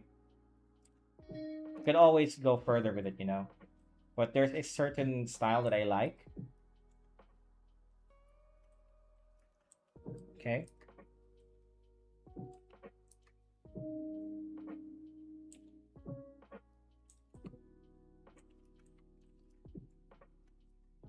Let's add some textures. I like to add the textures right above the hair layer.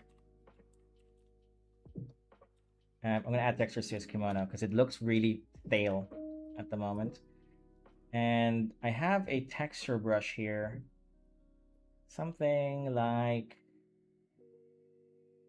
I'll use my manga brush, this thing. To multiply. Come on. There you go. As if it's his kimono is worn down or something. Okay.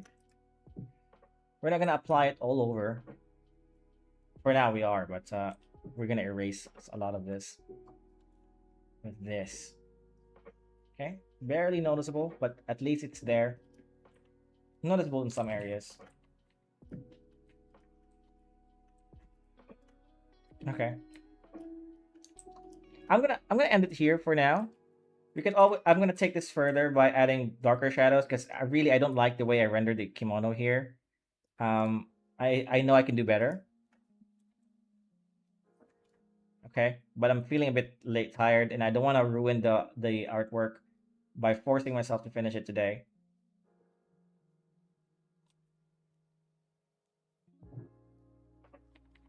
So I'm just gonna call it.